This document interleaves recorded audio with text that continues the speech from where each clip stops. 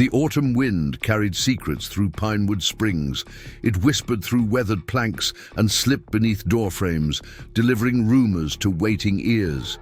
And in a town this small, rumors were currency more valuable than gold. Hannah Cooper knew this truth better than most. She'd become the subject of their whispers, the center of their judgment. Not by choice, never by choice, but by the cruel hand of circumstance and the unforgiving nature of frontier survival. Before we jump back in, tell us where you're tuning in from. And if this story touches you, make sure you're subscribed, because tomorrow I've saved something extra special for you. The autumn didn't fade in Dakota Territory. It surrendered. One moment, golden leaves clung desperately to branches, and the next, a ruthless wind stripped the trees bare, leaving nothing but skeletal fingers reaching toward an unforgiving sky. Hannah Cooper watched this transformation from her cabin window, fingers absently tracing the worn edges of her father's pocket watch. The timepiece no longer ticked. Hadn't since the day they'd lowered his pine box into frozen earth 3 months prior, but she kept it close nonetheless. Some broken things deserved remembrance. Smoke curled from her chimney in thin, tentative wisps, evidence of the meager fire she'd kindled that morning. Wood was precious now, too precious to waste on comfort when survival demanded every resource. Be measured, rationed, and preserved. Her provisions wouldn't last the winter. This reality sat heavy on her shoulders as she tugged her shawl tighter and moved toward the door. Another trip to town, another round of stares and whispers, another reminder that a woman alone was considered incomplete at best, dangerous at worst. Hannah's boots crunched across frost-stiffened ground as she hitched her aging mare to the wagon. Belle nickered softly, breath clouding in the chill air. The animal's ribs were beginning to show, another worry to add to Hannah's growing collection. "Just a quick trip, old girl," she murmured, stroking the mare's neck. Then home again. The 4-mile journey to Pinewood Springs had once been pleasant. Now it stretched before her like a gauntlet she was required to run.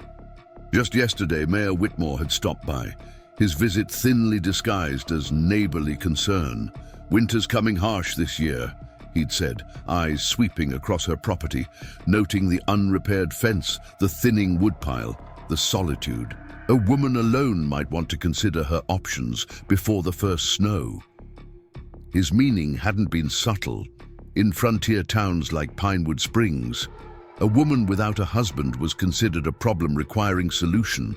Hannah's stubborn independence was viewed not as strength, but as a troublesome peculiarity that disrupted the natural order.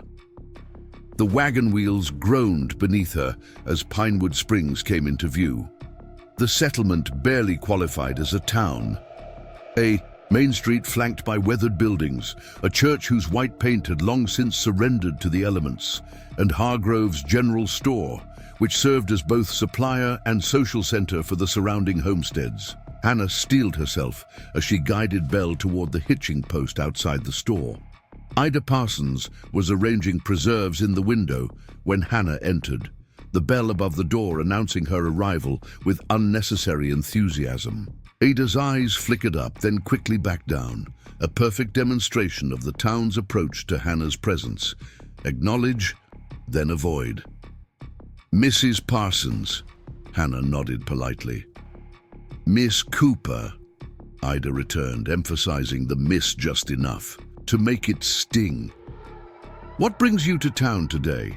Supplies, coffee mostly, and perhaps some information on when Mr. Jenkins might be bringing in more feed." Belle's looking thin. Ida's lips thinned. "Feed's scarce this season. Drought in the south affected the harvest. Mr. Jenkins can put you on the list, but..." She let the sentence dangle, the implication clear. Others would receive priority. Families, established farms, men who could trade labor or goods in return. A woman alone with dwindling resources would be last to receive anything in short supply. Hannah nodded, understanding the unspoken hierarchy. I'll take what coffee you can spare then. The transaction was completed in tense silence, broken only when the store's door swung open with enough force to rattle the glass bottles on their shelves. Ezra Miller stumbled in, bringing with him the sour stench of whiskey and unwashed clothing.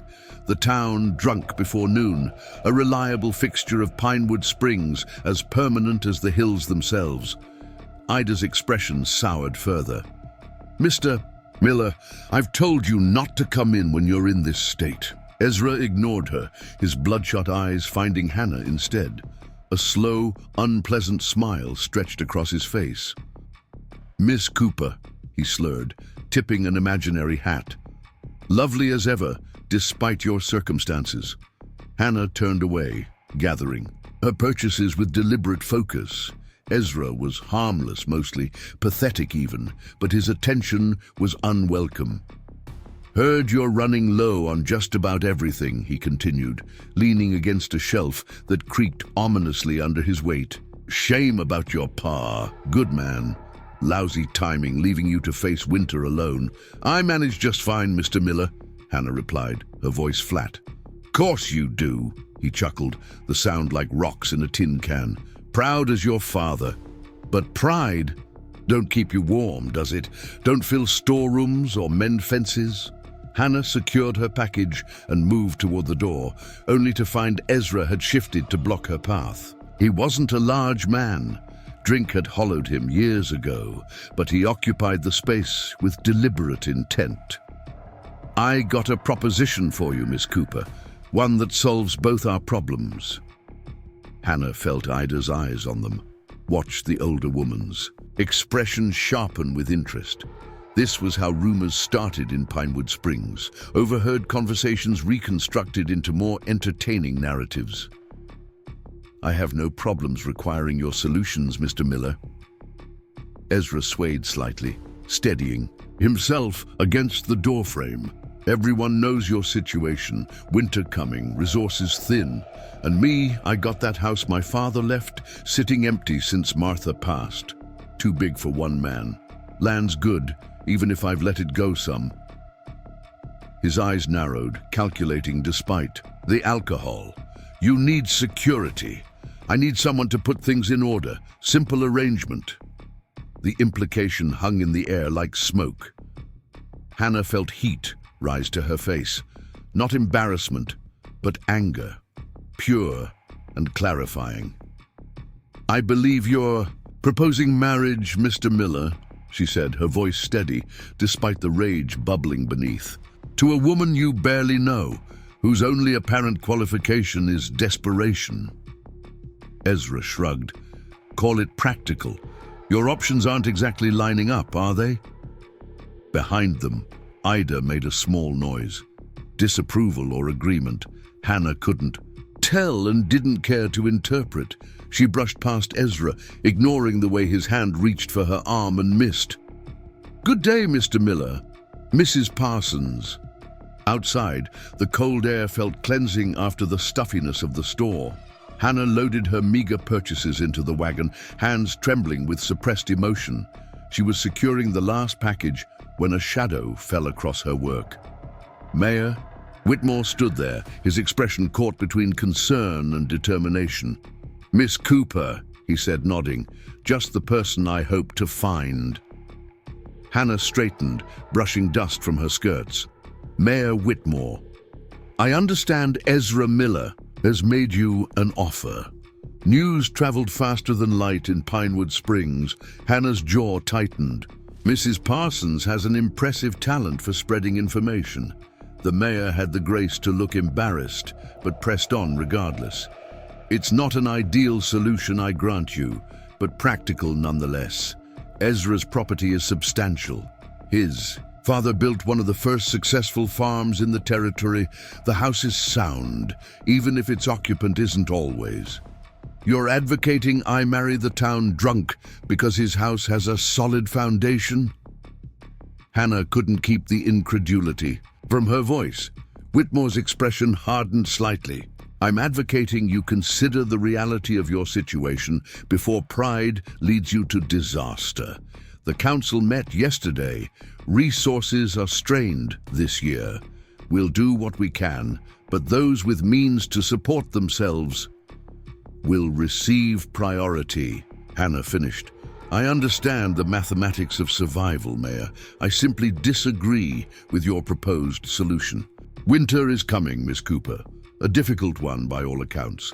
The town will not be responsible for those who refuse reasonable accommodation." His tone had shifted from concerned to official. "Consider carefully. There are worse fates than marriage to a flawed man." He tipped his hat and departed, leaving Hannah standing beside her wagon, the weight of the town's judgment settling around her shoulders like a physical burden. She climbed onto the seat, took up the reins, and guided Belle back toward the road home. Each hoofbeat seemed to echo the mayor's warning. Winter is coming, winter is coming. The journey back to her cabin passed in a blur of tumbling thoughts.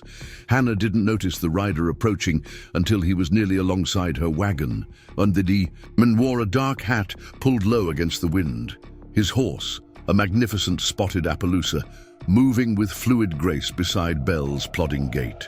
"Miss Cooper," the rider said, his voice carrying a musical quality that identified him immediately. "Mr. Two Rivers," Hannah replied, surprised. Nathan Two Rivers was something of an anomaly in the region, a Lakota man who moved between worlds with apparent ease. Educated at a mission school, he served as translator and guide when needed, but maintained ties to his people that the white settlers viewed with suspicion. "Your mare looks tired," he observed, his English perfect, but carrying the slightest accent that hinted at another language living beneath it. "Belle's getting older," Hannah acknowledged, "and feed's been scarce." Nathan nodded, his dark eyes taking in more than just the horse's condition. "I have extra grain. Would you accept some? I'm headed to visit Clara Sullivan. I could leave it at your cabin on my return."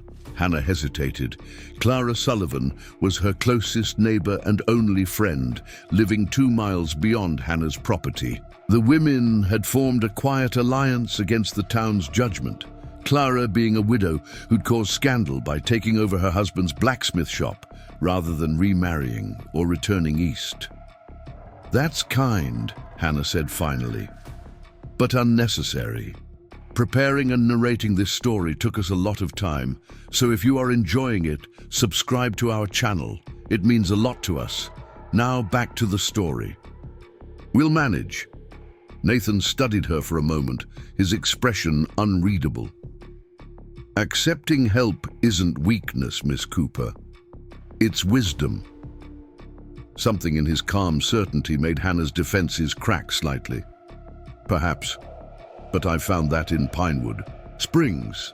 Accepting help comes with conditions I'm unwilling to meet." A smile ghosted across Nathan's face, surprising in its warmth.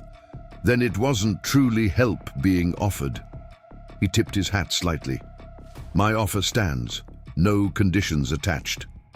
Without waiting for her response, he urged his Appaloosa forward, the magnificent animal breaking into a canter that carried them quickly out of sight around the bend.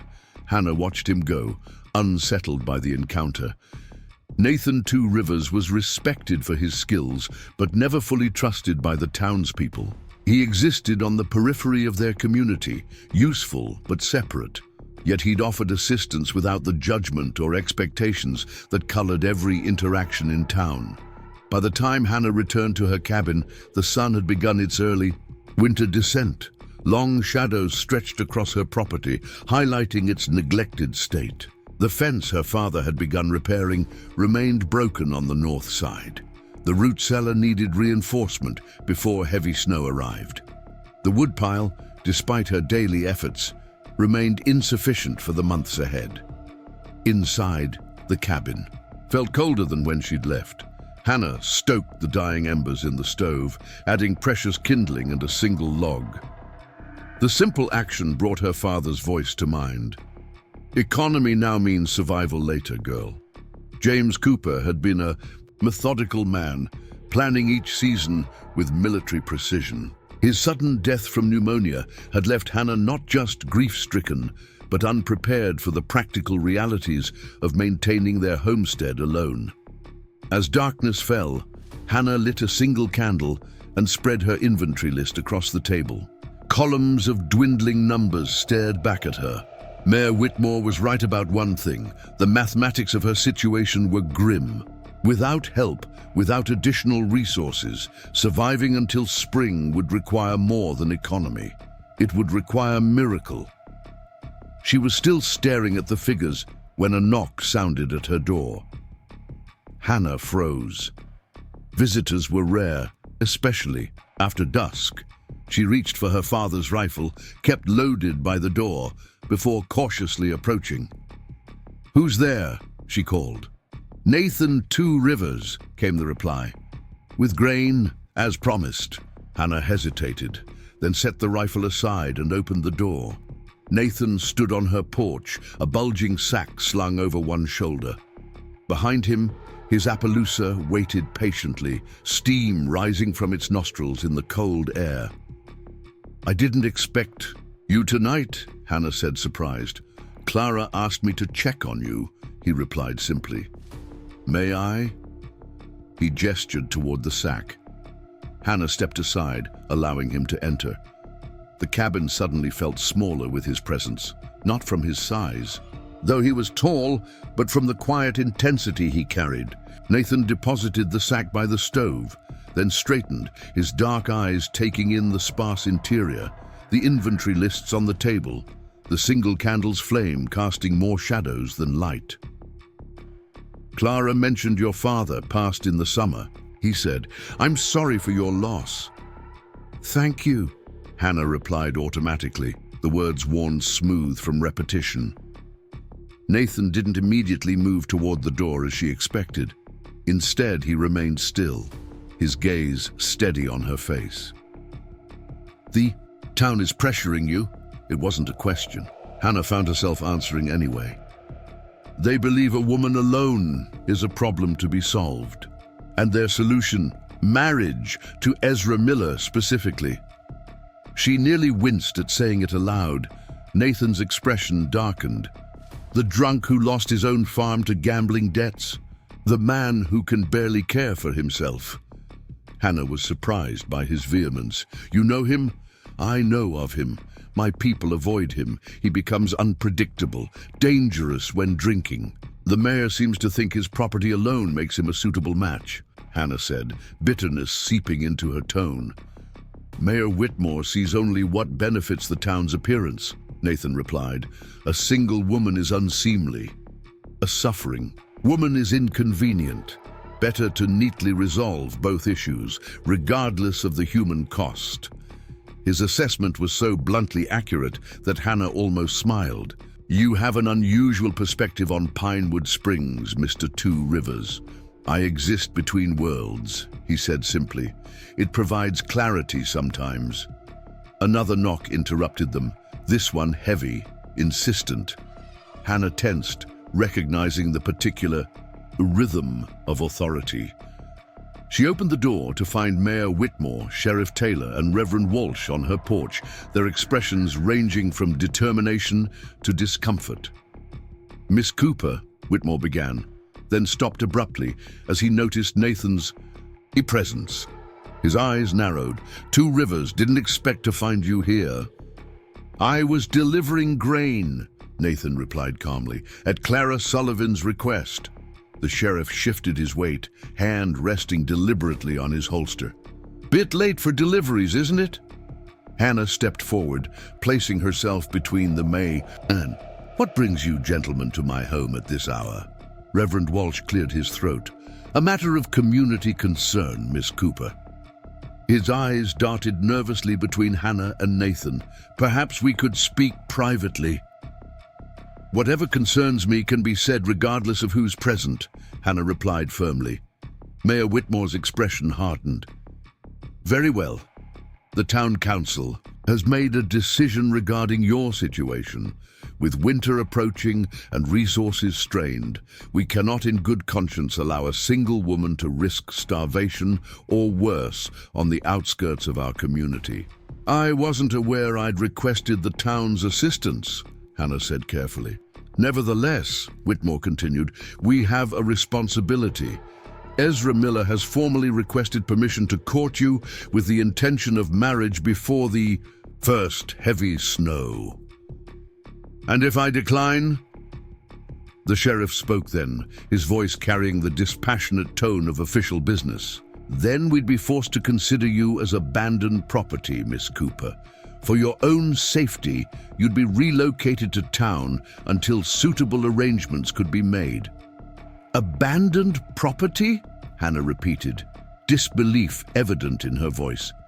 This land is mine, legally deeded to my father and passing to me upon his death. A technicality, Whitmore interjected. Frontier law recognizes the practical reality that women cannot maintain homesteads alone. Without male protection and provision, your claim becomes tenuous at best. Nathan stepped forward, his presence suddenly commanding despite his quiet demeanor. What you're suggesting isn't law, Mayor Whitmore. It's intimidation dressed as concern. The mayor's face flushed. This doesn't concern you, Two Rivers. You're a guest in this community, tolerated because of your usefulness. Don't overestimate your position.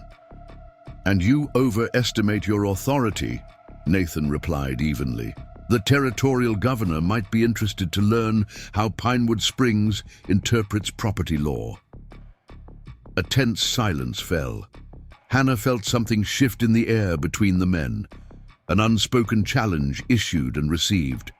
After a moment, Reverend Walsh stepped forward, his expression conciliatory. No one wishes to cause distress, Miss Cooper. We're simply concerned for your welfare.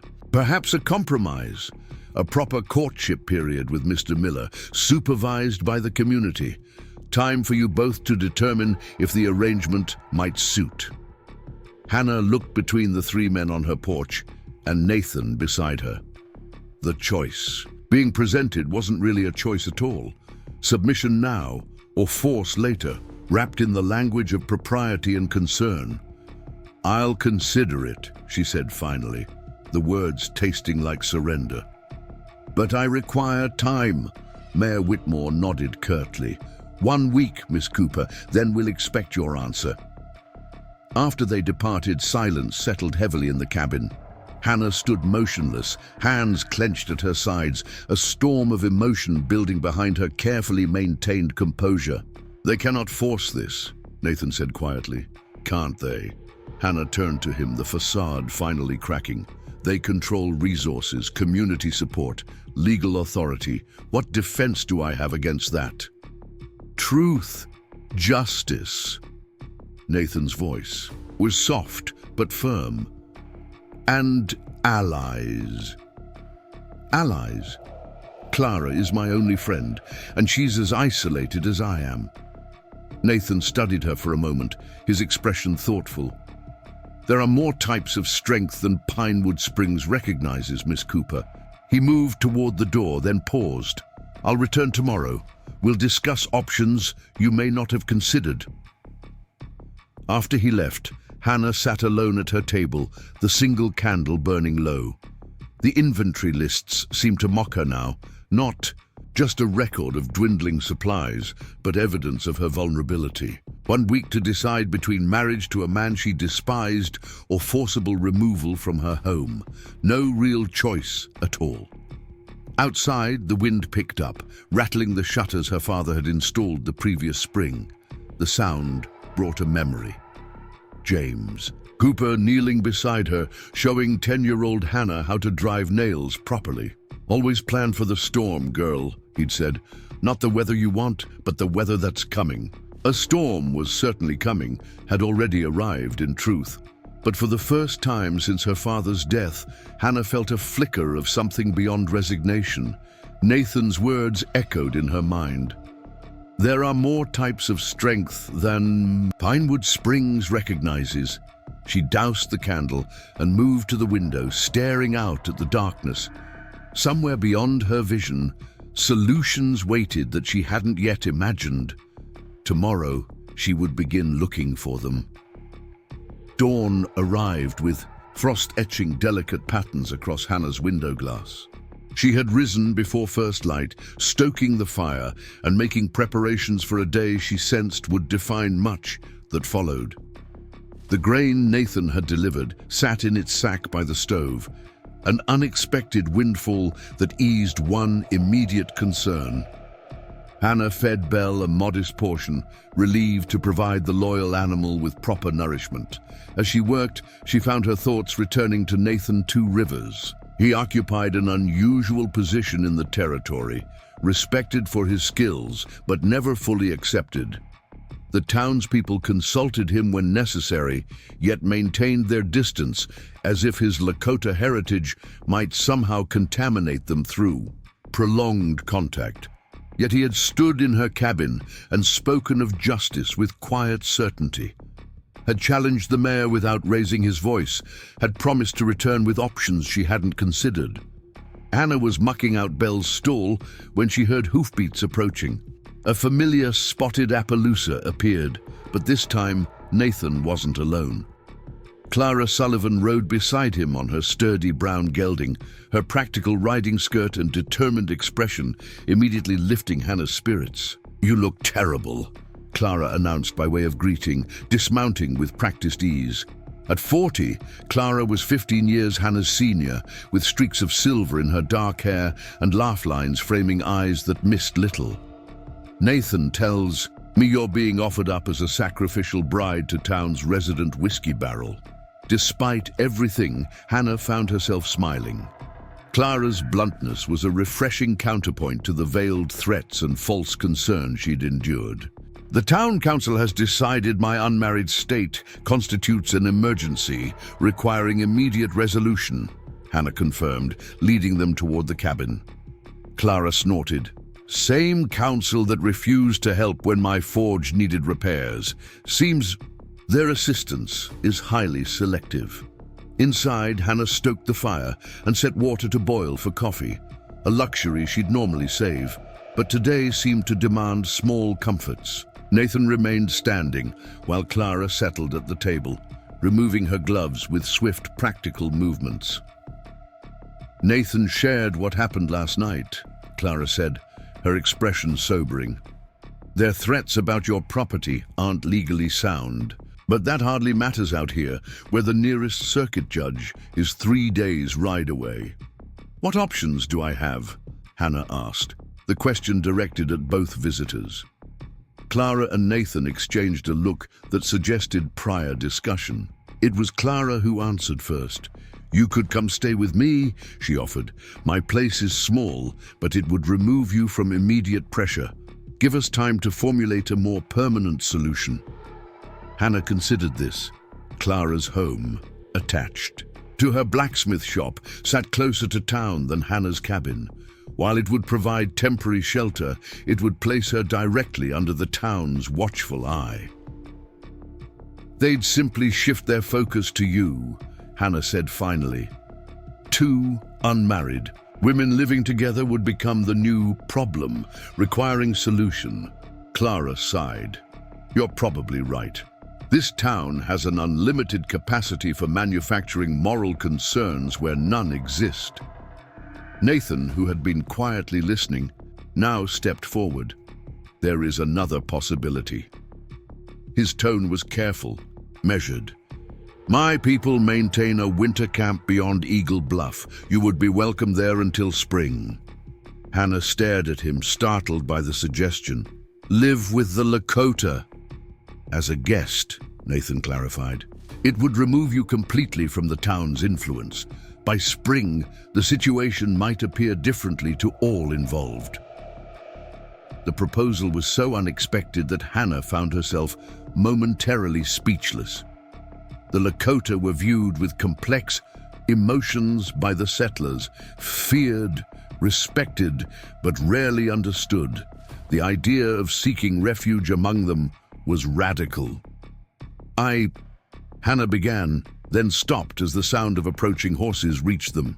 Clara moved to the window, her expression darkening. Ezra Miller, with Silas Jenkins and the Reverend. Hannah's stomach twisted. The week she'd been promised had evidently been shortened without notice. Nathan joined Clara at the window, his face impassive, but tension evident in his posture. "Stay inside," he said quietly. "Let me speak with them first." Before Hannah could protest, he had stepped out onto the porch, pulling the door closed behind him. Through the window, she watched, as Ezra dismounted unsteadily, already drinking despite the early hour. Reverend Walsh looked uncomfortable, while Silas Jenkins, Ezra's longtime friend and enabler, wore an expression of smug anticipation. "Morning, Indian," Ezra's voice carried clearly through the thin walls. "Didn't expect to find you here." "Mr. Miller," Nathan replied, his tone neutral. "What brings you to Miss Cooper's property?" Reverend Walsh stepped forward, clearly trying to diffuse potential tension. "We've come to speak with Hannah regarding the arrangement discussed yesterday. The arrangement where she's being forced to marry against her will." Nathan's voice remained calm, but carried an edge now. Ezra laughed, the sound harsh in the morning quiet. "Ain't forced if it's the sensible thing to do. Woman needs a husband. I need a wife. Simple mathematics. Hannah Cooper needs respect and autonomy," Nathan countered, "neither of which you're offering." Silas Jenkins spat to the side, his hand moving to rest on the revolver at his hip. "Pretty fancy words from someone who ain't even properly American. This ain't your business, Two Rivers." Inside, Hannah felt Clara's hand on her arm. "This could turn ugly fast," the older woman murmured. "Ezra's mean when he drinks, and Silas has always been looking for an excuse to prove himself against Nathan." Hannah moved toward the door, determination replacing fear. She stepped outside, Clara close behind her. "Gentlemen," she said firmly, "I believe I was promised a week to consider your proposal." Ezra's bloodshot eyes fixed on her, his smile revealing stained teeth. "Thought I'd help speed your decision along, brought the Reverend to make things official-like." "That won't be necessary," Hannah replied. "My answer is no." A tense silence followed her declaration. Reverend Walsh looked increasingly uncomfortable, while Silas's expression darkened. Ezra simply stared, as if unable to process her refusal. "Now, Miss Cooper," the Reverend began, "perhaps this isn't the time for hasty decisions. The Council feels—" "The Council doesn't speak for me," Hannah interrupted, "nor do they have authority over my property or my personal choices." Ezra took a step forward, swaying slightly. "You're making a mistake, girl. Winter's coming. You won't survive alone." "She won't be alone," Nathan said quietly. All eyes turned to him. Silas's hand tightened on his revolver.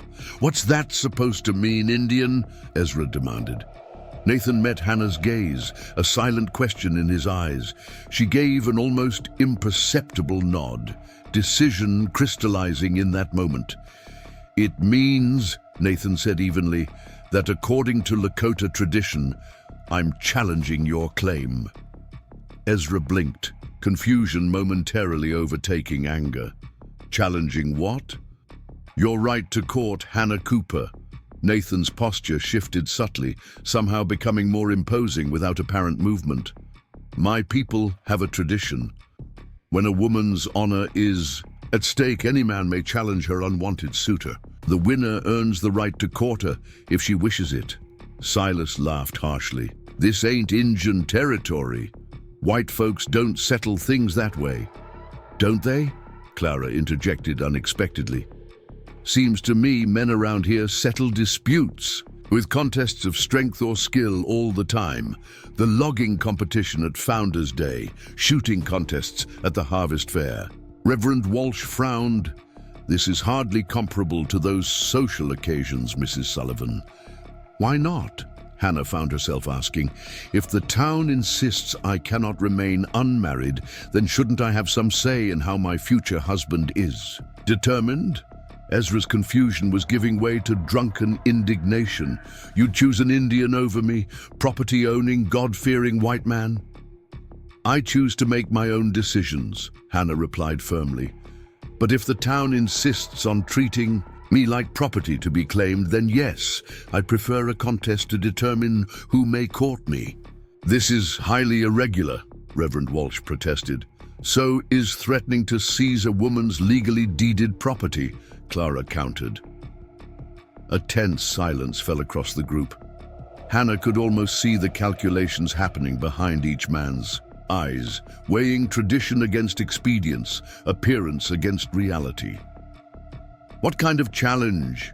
Silas finally asked, his tone suggesting he already anticipated Ezra's victory. Nathan's expression remained impassive. 3 tests: strength, skill, and wisdom, supervised by the community to ensure fairness. When? Ezra demanded. Tomorrow, Nathan replied. Noon, at Eagle Bluff, where everyone can witness.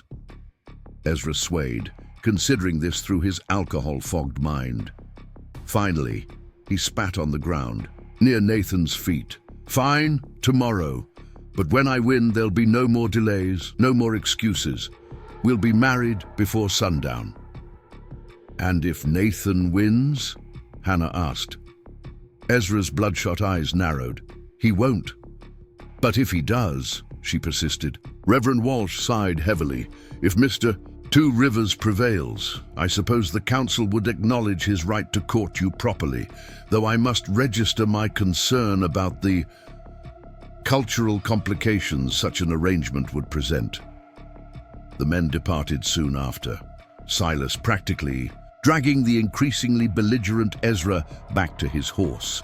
As the sound of hoofbeats faded, Hannah released a breath she hadn't realized she was holding. That, Clara said with grim humor, was either brilliant or madness. Nathan turned to Hannah, his expression serious. I apologize for speaking on your behalf. It seemed the only way to create space and time. Do such challenges really exist in Lakota tradition? Hannah asked. A slight smile touched Nathan's lips. Yes, though not exactly as I described. I adapted the concept for an audience that understands only power and ownership. What happens when you win? Clara asked, her use of when rather than if revealing her confidence. If I win, Nathan corrected gently. Hannah gains time and options. Nothing more is required. Hannah studied him carefully. You're risking much for someone you barely know. I'm opposing injustice, he replied simply. My people understand that allowing one person to be treated unfairly endangers everyone's rights. He paused, then added quietly, and perhaps I believe you deserve better than what Pinewood Springs has offered. The day passed in a blur of preparation and planning. Clara rode into town to spread word of the challenge, ensuring the entire community would be aware. Nathan departed to prepare for the contest, promising to return by dawn. Hannah remained at her cabin, alternating between practical tasks and moments of doubt that left her breathless with anxiety. As dusk fell, she stood on her porch, watching the light fade from the sky. Tomorrow would bring resolution of some kind, though whether it would lead to freedom or further constraint remained uncertain. The challenge represented hope, but a fragile one, balanced on the skill and strength of a man she barely knew but had chosen to trust. Hannah touched her father's watch, tucked safely in her pocket. I'm planning for the storm, Pa, she whispered to the gathering darkness. Just like you taught me. Dawn broke with unusual clarity across the Dakota Prairie. The air hung still and cold, a rare reprieve from the persistent autumn wind. Hannah had barely slept, her mind crowded with possible outcomes of the day ahead. She rose before first light, moving through her morning routine with mechanical precision. stoking, the fire-feeding bell, checking her dwindling supplies. Ordinary actions on an extraordinary day. Clara arrived just as the sun crested the eastern hills, her gelding's breath steaming in the morning chill. She carried a bundle wrapped in oilcloth. "Thought you might want something other than every day." "Where?" she explained, presenting the package to Hannah. Inside lay a dress of deep blue wool, simple but well made, with subtle embroidery at the collar and cuffs. It was mine from better days. Might need taking in at the waist, but there wasn't. Time for proper alterations. Hannah ran her fingers over the fine wool. "Clara, I can't." "You can and will," her friend interrupted firmly. "Today isn't about practicality. It's about standing your ground with dignity. The entire town will be watching, judging. Appearance shouldn't matter, but we both know it does." Hannah nodded, accepting both the gift and the wisdom behind it. She changed quickly, surprised at how the garment transformed her reflection in the small mirror above her wash basin. The woman staring back seemed more substantial somehow, less a victim of circumstance and more a person of consequence. "Your mother's brooch would complete it," Clara suggested, nodding toward the carved wooden box on Hannah's shelf, one of the few decorative items in the sparse cabin. Hannah hesitated. The silver brooch, with its single pearl, had been a wedding gift to her mother, worn only on special occasions. Using it today felt significant in ways she couldn't fully articulate. Nevertheless, she opened the box and pinned the heirloom at her collar. Clara smiled approvingly. "Perfect. Now you look like someone who makes choices rather than has them made for her." By mid-morning, riders began appearing on the road toward Eagle Bluff, townsfolk drawn by curiosity, spectacle, and the human tendency to witness moments of potential transformation. Hannah watched them from her window, stomach knotting with each new arrival. "Half the territory will be there," she murmured. "Good," Clara replied, her tone practical. "More witnesses means less chance of any dishonesty or claims of unfairness afterward." Nathan arrived last, his Appaloosa freshly groomed, its spotted coat gleaming in the sunlight. He wore buckskin leggings and a dark blue jacket of European cut, a deliberate blending of his dual heritage. His hair, usually worn in two long braids, had been bound in a single plait down his back. "Are you ready?" he asked Hannah quietly. When she emerged from the cabin, she nodded, unable to fully express the tumult of emotions beneath her composed exterior. "What exactly will happen today?" "3 challenges," Nathan explained as he helped her mount Belle. "Tests that reveal the character of a potential husband beyond mere appearance or property." "And you're certain you can win?" Clara interjected, adjusting her riding gloves. A ghost of a smile touched Nathan's lips. "I'm certain the better man will be revealed." The journey to Eagle Bluff passed in tense silence. As they crested the final rise, Hannah drew Belle to a halt, momentarily overwhelmed by the scene before her. Nearly everyone from Pinewood Springs had gathered on the natural amphitheater formed by the sloping ground beneath the bluff's outcropping. Wagons created a rough semicircle, with groups of people clustered in family units, some seated on blankets, others standing in conversational knots that fell silent as Hannah's party approached. Near the center stood Mayor Whitmore, looking official in his Sunday suit, conferring with Reverend Walsh and Sheriff Taylor. Nearby, Ezra Miller waited with Silas Jenkins and 2 other men Hannah recognized as regular companions from the saloon. Ezra had made efforts toward presentability. His usually unkempt beard had been trimmed, his clothing clean if ill-fitting. But even at this distance, Hannah could see the telltale flush of alcohol across his features. "He's been drinking already," Clara muttered disapprovingly. "Of course he has," Hannah replied. "Ezra faces most challenges through a haze of whiskey." They rode down the slope, the crowd parting to allow their passage. Hannah kept her gaze fixed forward, ignoring the whispers. and stairs. She felt rather than saw Nathan beside her, his presence steady and reassuring. Mayor Whitmore stepped forward as they reached the center of the gathering. "Miss Cooper," he acknowledged with a stiff nod, "this is most irregular." "So I've been told repeatedly," Hannah replied evenly. "The council has agreed to permit this contest," Whitmore continued, "with the understanding that the outcome will be respected by all parties." His gaze shifted to Nathan. "Mr. Two Rivers has proposed 3 challenges. As mayor, I will oversee proceedings to ensure fairness." Ezra stepped forward, swaying slightly. "Let's get on with it. Daylight's wasting, and I've got wedding plans to make." His attempt at humor drew scattered laughter from his supporters. Sheriff Taylor moved to the center of the clearing. "First challenge is strength," he announced loudly, for the benefit of the assembled crowd. "Contestants will lift and carry stones along a marked path. Last man standing wins the round." At his signal, several townsmen rolled forward, a wagon containing river stones of various sizes. The largest required 2 men to lift, smooth gray ovals weighing easily 100 pounds or more. "Contestants will select their burden," Taylor explained. "Path runs from here to the oak marker and back 3 times.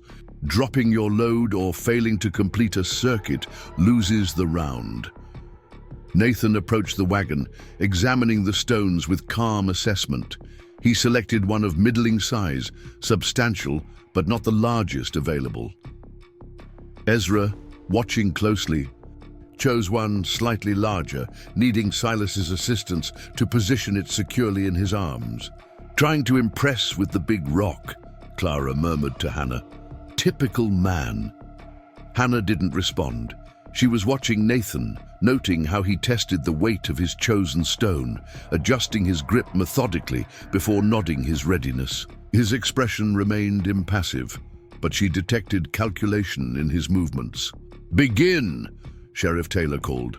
Both men started along the marked path, Ezra immediately taking the lead with surprising speed. His supporters cheered as he pulled. Ahead, struggling but maintaining his pace as he rounded the oak tree marker. Nathan followed at a steady, measured pace, his breathing controlled, arms secure around his burden. By the second circuit, Ezra's initial advantage had disappeared. His face had reddened with exertion, and Hannah could see his arms trembling. As he passed, sweat darkened his shirt despite the cool air. Nathan maintained the same deliberate pace, showing minimal signs of strain. Halfway through the final circuit, Ezra stumbled. The stone slipped in his grasp, and for a moment it seemed he would drop it. With visible effort, he recovered his hold and continued, now moving much slower. Nathan passed him with the same steady stride he'd maintained throughout, completing the 3rd circuit before Ezra had rounded the oak marker. Nathan carefully returned his stone to the wagon, then turned and waited silently as Ezra struggled through the final stretch.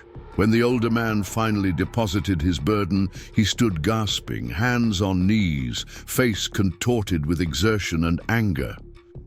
"Rigged," he managed between breaths. "Indian. Picked. Lighter stone." Mayor Whitmore frowned. Mr. Two Rivers completed the course first while maintaining proper form. The first challenge goes to him. Murmurs spread through the crowd. Hannah caught fragments of conversation, surprise at Nathan's victory, speculation about whether Ezra's drinking had affected his performance, curiosity about what would come next. Clara leaned close to Hannah. He paced himself perfectly, knew exactly what he could manage. Hannah nodded, a flicker of hope kindling within her. One challenge won. Second challenge tests skill, Sheriff Taylor announced once order had been restored. Archery 5 arrows each, best score wins. Targets were quickly established. Circular hay bales with painted canvas coverings, positioned at what Hannah estimated to be 50 yards distance. Silas produced a hunting bow from their wagon, handing it to Ezra with a confident nod. Nathan retrieved his own bow from his saddle, a traditional Lakota design of horn and sinew that drew appreciative murmurs from some of the men in the crowd. "Ezra first," Taylor directed.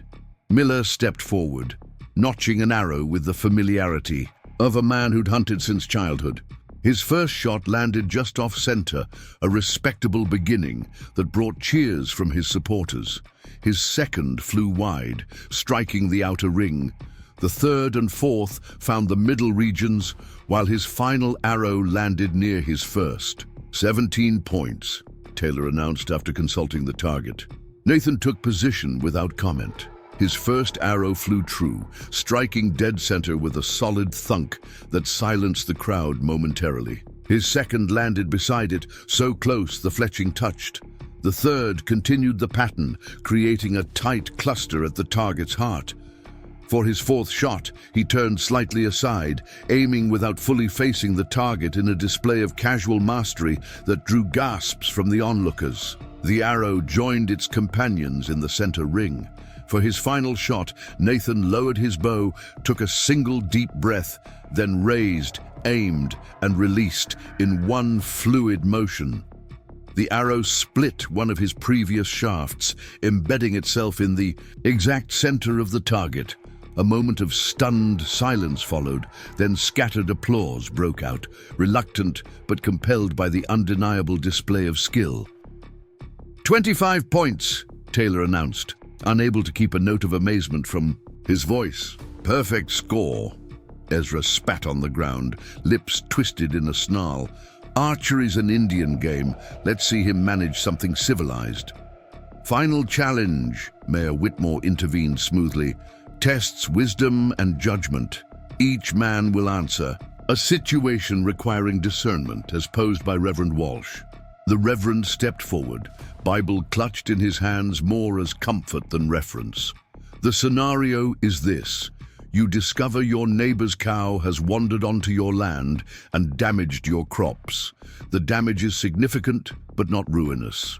What action do you take? Ezra snorted. That's simple enough. Law says I'm entitled to compensation. I'd hold the animal until payment's made for damages. And if your neighbor can't pay, pressed the Reverend. Then I keep the cow, Ezra replied with a shrug. Fair exchange. Man should watch his animals better. Reverend Walsh nodded without comment, then turned to Nathan. Mr. Two Rivers? The same scenario. Nathan was silent for a moment, considering. I would return the cow, he said finally, then help repair the damage together with my neighbor. Murmurs rippled through the crowd. Reverend Walsh frowned slightly. Even though the damage was not your fault, even though you'd be entitled to compensation. A cow doesn't recognize property lines, Nathan replied, and a farm requires community to survive. Today I help my neighbor. Tomorrow he may help me. The Lakota understand that wealth lies in relationships, not possessions. Something flickered across Reverend Walsh's face. Reluctant recognition, perhaps. A tolerant position, he acknowledged. A foolish one, Ezra interjected. Man-like. That would be taken advantage of by every lazy farmer in the territory. Perhaps, Nathan responded calmly. Or perhaps he would help create a community where people support rather than exploit one another. Mayor Whitmore cleared his throat. Reverend Walsh will determine the winner of this challenge. All eyes turned to the Reverend, whose discomfort was increasingly evident. He glanced between the two contestants, then toward the crowd where opinions were clearly divided. Both responses have merit, he began cautiously. Mr. Miller's position upholds the law and property rights, which are fundamental to our society. He paused, then continued with apparent reluctance. However, Mr. Two Rivers' answer reflects the charitable principles of Christian forbearance and community spirit that our Lord espoused. I must award the final challenge to him. A mixture of cheers and protests erupted. Hannah released a breath she hadn't realized she was holding. Beside her, Clara squeezed her arm in silent celebration. Mayor Whitmore raised his hands for silence. The contest is complete. Mr. Two Rivers has prevailed in all 3 challenges. His tone suggested personal disappointment with this outcome. According to the agreed terms, he now has the right to court Miss Cooper should she consent. All eyes turned to Hannah. The sudden attention made her throat tighten, but she forced herself to stand straight, chin lifted slightly. "I accept Mr. Two Rivers' courtship," she stated clearly, her voice carrying across the suddenly hushed gathering. Ezra lurched forward, face contorted with anger and humiliation. "This ain't right. Man can't even own property in this territory. What kind of husband would an Indian make?" "A victorious one," Silas muttered, pulling at his friend's arm. "Come on, Ezra, it's done." "It most certainly is not," Mayor Whitmore interjected, his official tone returning. "While Mr. Two Rivers has won the right of courtship, the council's concerns about Miss Cooper's ability to maintain her property remain valid. A courtship is not a marriage." Nathan stepped forward. "I will be responsible for ensuring Miss Cooper's well-being through winter. My people will provide what she needs." "So she'll become a charity case for the Lakota?" the mayor asked skeptically. "Hardly a suitable arrangement." "Not charity," Nathan corrected. "Fair exchange. Hannah has knowledge and skills valuable. To my people, she will earn her place as all must." Hannah moved to stand beside Nathan, finding strength in his calm certainty. "I accept these terms," she declared, "and remind the council that my property rights remain legally intact, regardless of your concerns." The crowd began to disperse, breaking into small groups discussing the unexpected outcome of the day's events. Ezra was led away by Silas, his drunken protestations fading into the distance. Mayor Whitmore, Sheriff Taylor, and Reverend Walsh conferred in low voices, occasionally glancing toward Hannah with expressions ranging from concern to resignation. Clara approached, satisfaction evident in her bearing. "Well played," she said quietly. "Both of you, but this isn't over. You've won the battle, not the war." "We know," Hannah replied. "But it's breathing room. Time to find a permanent solution." Nathan nodded. "We should leave soon. Word will reach my people before nightfall, and preparations should be made for your arrival." Hannah felt a flutter of anxiety. "You mean go to the Lakota camp? Today?" "It would be safest," he confirmed. "The council may reconsider their position, especially once Ezra has time to gather support. Distance provides security while we determine next steps." Hannah looked back toward her cabin, barely visible in the distance. The small homestead represented everything familiar: her past, her father's legacy, the life she had expected to lead. Leaving, even temporarily, meant stepping into unknown territory in more ways than one. "I'll need to gather my things," she said finally. "Not much, but some necessities." "I'll accompany you," Clara offered. "Help you pack what's essential." The ride back to Hannah's cabin passed in contemplative silence. The emotional weight of the day's events settled over her like a physical burden. She had avoided one fate, only to embark on a path equally uncertain. Nathan rode slightly ahead, his posture vigilant, watching the landscape as if expecting opposition. At the cabin, Hannah moved with practiced efficiency, gathering only what could not be replaced: her mother's brooch and wedding ring, her father's watch and Bible, a small wooden box containing family letters and documents. Practical items followed: warm clothing, her sewing kit, medicinal herbs she had gathered and dried during summer. Throughout the process, Clara offered quiet suggestions and encouragement. "You should bring the blue dress," her friend advised, "and your mother's shawl. Winter nights are cold, even in a Lakota lodge." Hannah nodded, adding the items to her bundle. "Will you check on Belle when you can? I hate leaving her." "Of course, though Nathan says you could bring her to the camp if you wish." Hannah considered this. Belle was aging, but still strong enough for regular use. The mare represented both transportation and potential emergency resources. Yes, she should come.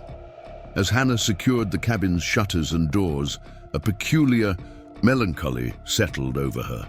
The small homestead had been her entire world for so long, first as daughter, then as caretaker. Leaving felt like abandonment, even if temporary. "It will still be here when you return," Clara said gently, reading her thoughts. "Will I return?" Hannah wondered aloud. "Everything feels impermanent now." Nathan approached from where he had been checking Belle's saddle. "The Lakota understand impermanence," he said quietly. "The earth remains while people move across it. Home is not a fixed place, but where your people gather." "My people are few," Hannah replied. "They may be more numerous than you realize." Nathan responded with subtle emphasis that made her look up sharply. Before she could question his meaning, the sound of approaching horses caught their attention. Nathan moved quickly to the porch, hand instinctively going to the knife at his belt. Clara stepped protectively beside Hannah. Sheriff Taylor appeared around the bend in the road, accompanied by two men Hannah recognized as members of the town council.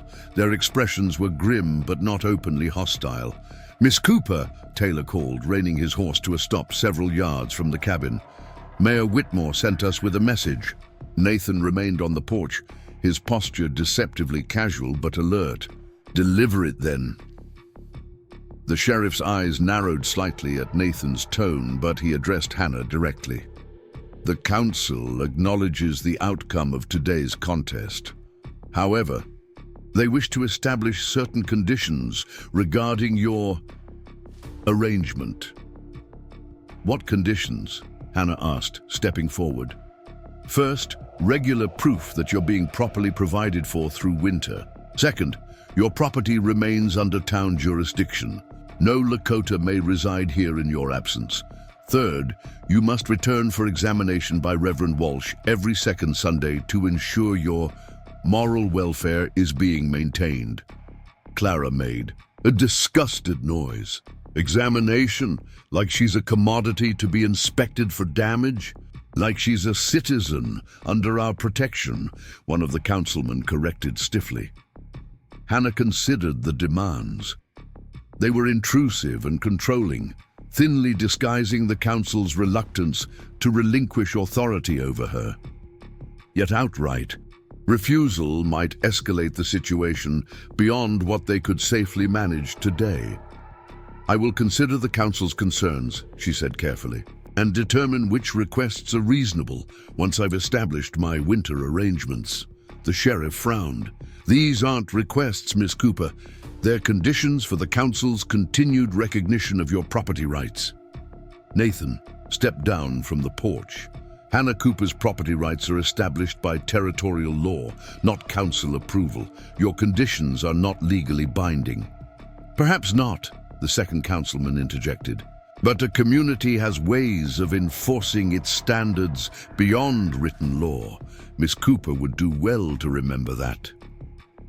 The threat, though subtle, hung in the air between them. Hannah felt a flare of indignation burning through her earlier uncertainty. "Tell Mayor Whitmore I'll send word once I'm settled," she said firmly. "Any further discussions can occur after that." The sheriff studied her for a moment, then nodded curtly. "As you wish, but the council's patience isn't unlimited." After they departed, Hannah released a shaky breath. "They're not going to simply accept this situation, are they?" "No," Nathan replied honestly. "Change threatens their understanding of how the world works. Many would rather fight than adapt their thinking." Clara began securing Hannah's bundled possessions to Belle's saddle. "All the more reason to put distance between you and Pinewood Springs tonight. I'll hold them off as best I can from my end, feed them just enough information to keep them from drastic action." As the sun began its westward descent, Hannah took a final look at her cabin. The small homestead seemed diminished somehow, as if her impending departure had already reduced its significance in the world. She tucked her father's watch into her pocket, drawing strength from its familiar weight. "Ready?" Nathan asked quietly. Hannah nodded, turning away from the cabin. "Which direction?" "Northwest, following Thunder Creek's path." My people's winter camp lies within a sheltered valley beyond Cedar Ridge. Clara embraced Hannah tightly. I'll visit when I can. And remember, you're choosing freedom, not exile. The distinction resonated with Hannah as she mounted Belle. For the journey, freedom had always seemed a simple concept, the ability to determine one's own actions. Yet here she was, leaving her home to secure that very liberty. Nothing about the situation was simple. They rode northwest as the afternoon light began to soften toward evening. Nathan led the way on his Appaloosa, setting a pace that was steady, but not demanding. Hannah followed, Belle responding willingly despite the added weight of her possessions. The landscape gradually changed as they left the familiar terrain surrounding Pinewood Springs, rolling prairie giving way to more varied topography, with scattered stands of cottonwood and pine marking the watercourses. Hannah had never ventured this far from town. The vastness of the territory stretched before her, both exhilarating and intimidating in its scope. She had grown accustomed to viewing her world through the narrow lens of daily survival on her homestead. Now the horizon seemed limitless, offering possibilities she had never permitted herself to consider. "How far to your people's camp?" she asked when they paused to rest the horses near a small stream. "We'll reach it by nightfall," Nathan replied, checking Belle's load to ensure nothing had shifted. "The valley lies just beyond those hills." He gestured toward a distant ridge silhouetted against the darkening sky. "Will they welcome a stranger? A white woman?" Nathan considered this. "Some will be cautious, others curious. My grandmother is an elder whose opinion carries weight. She has already expressed interest in meeting you." "She knows about me?" Hannah asked, surprised. A smile touched Nathan's lips. "News travels even without telegraph wires. When I explained your situation, she was the first to suggest you winter with our family group. Why would she care about my circumstances? My grandmother believes in defending those who stand against injustice regardless of their origin." He paused, then added, "She also believes you must be unusual to have earned her grandson's respect." Hannah felt a flush rise to her cheeks. The day's events had left little time to consider the personal implications of Nathan's involvement. His defense of her had been presented as opposition to the town's unfairness, yet there seemed more beneath the surface, layers of motivation she hadn't yet deciphered. They continued their journey as twilight deepened across the land. Hannah found herself studying Nathan's profile against the darkening sky, the straight line of his nose, the determined set of his jaw, the careful way he scanned their surroundings. He moved through the landscape with the confidence of someone who belonged to it rather than merely occupied it. "How do you do it?" she asked suddenly. Nathan glanced back. "Do what?" "Navigate between worlds, white settlements and Lakota, camps, different languages, different expectations, different ways of seeing everything." He was silent for a moment, considering. "I don't try to be two separate people," he said finally. "I take what is valuable from both worlds and make something new. The Lakota have a saying, 'The path is made by walking it.' I walk my own path." "Is there room on that path for someone else?" Hannah asked before she could reconsider the implications of her question. Nathan turned fully toward her, his expression serious in the fading light. "That depends on whether they're willing to leave the marked trail behind." Ooh, the significance of his answer settled around Hannah like an agreement, unspoken but understood. Something fundamental had shifted between them, acknowledged in the quiet exchange. As night fell properly, Hannah detected the first signs of the camp. The faint scent of wood smoke carried on the breeze, then the distant glow of fires against the darkness. They crested a gentle slope, and the valley opened before them.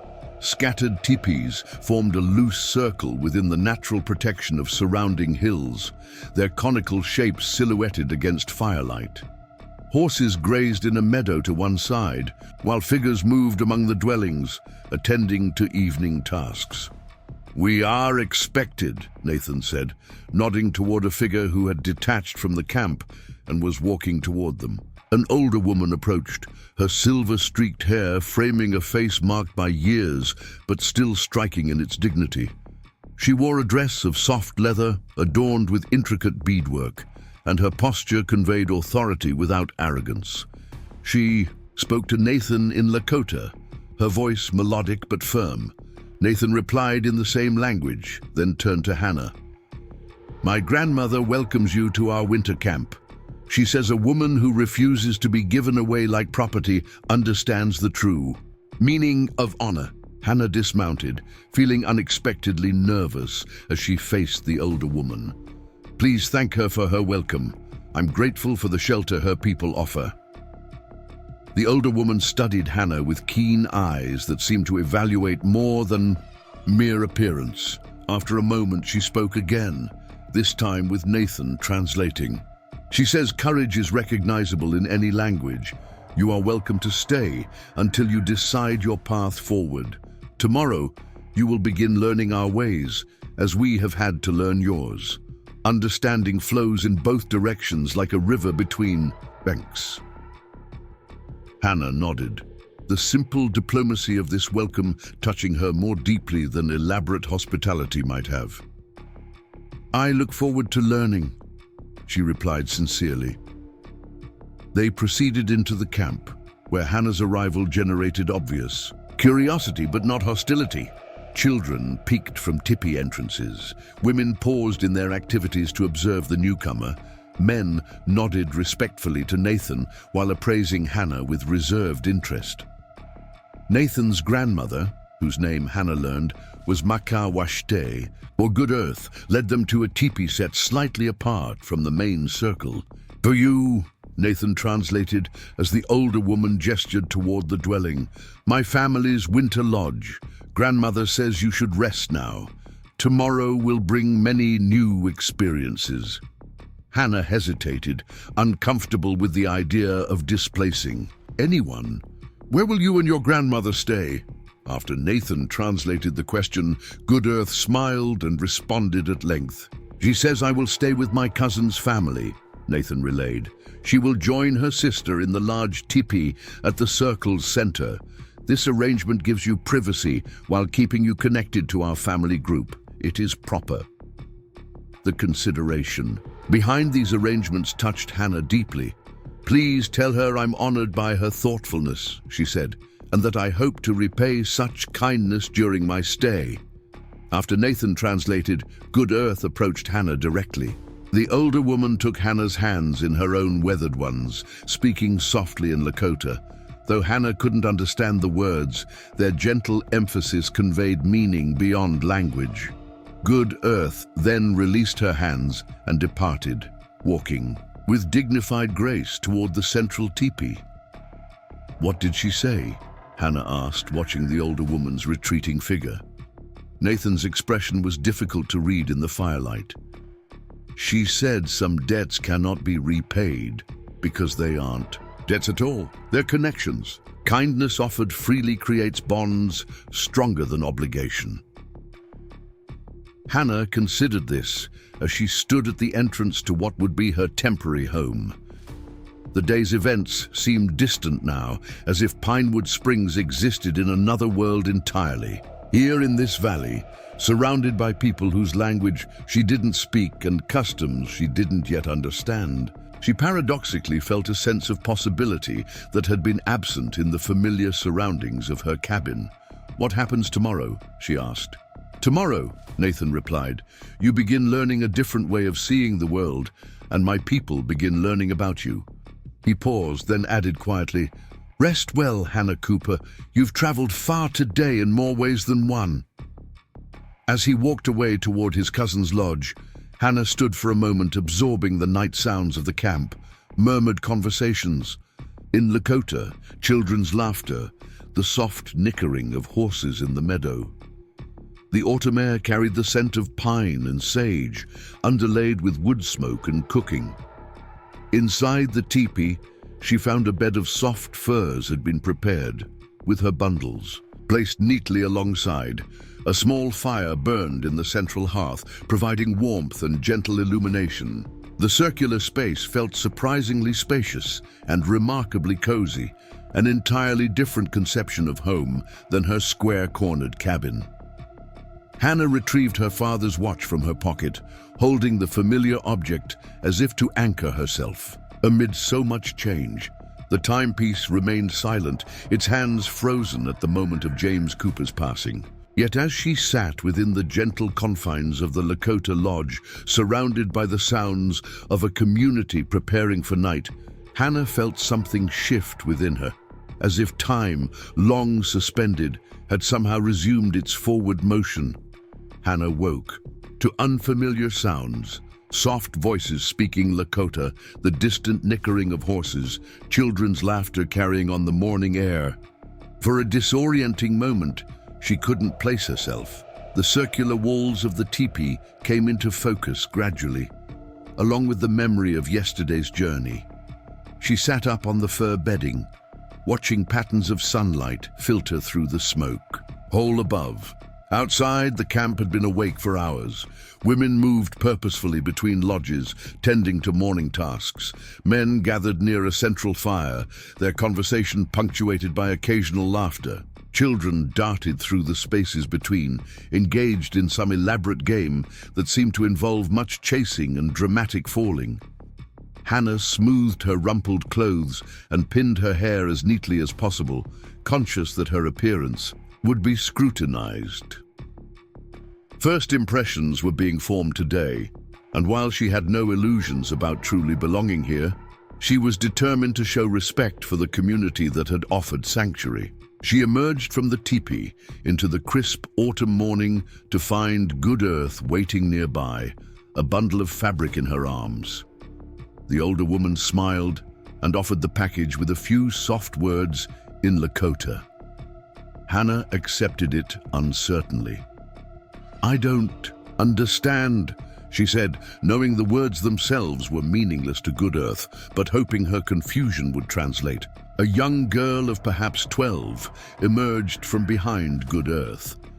"Grandmother says these clothes will be more practical for camp life," she translated in careful English. "I am Zitkala.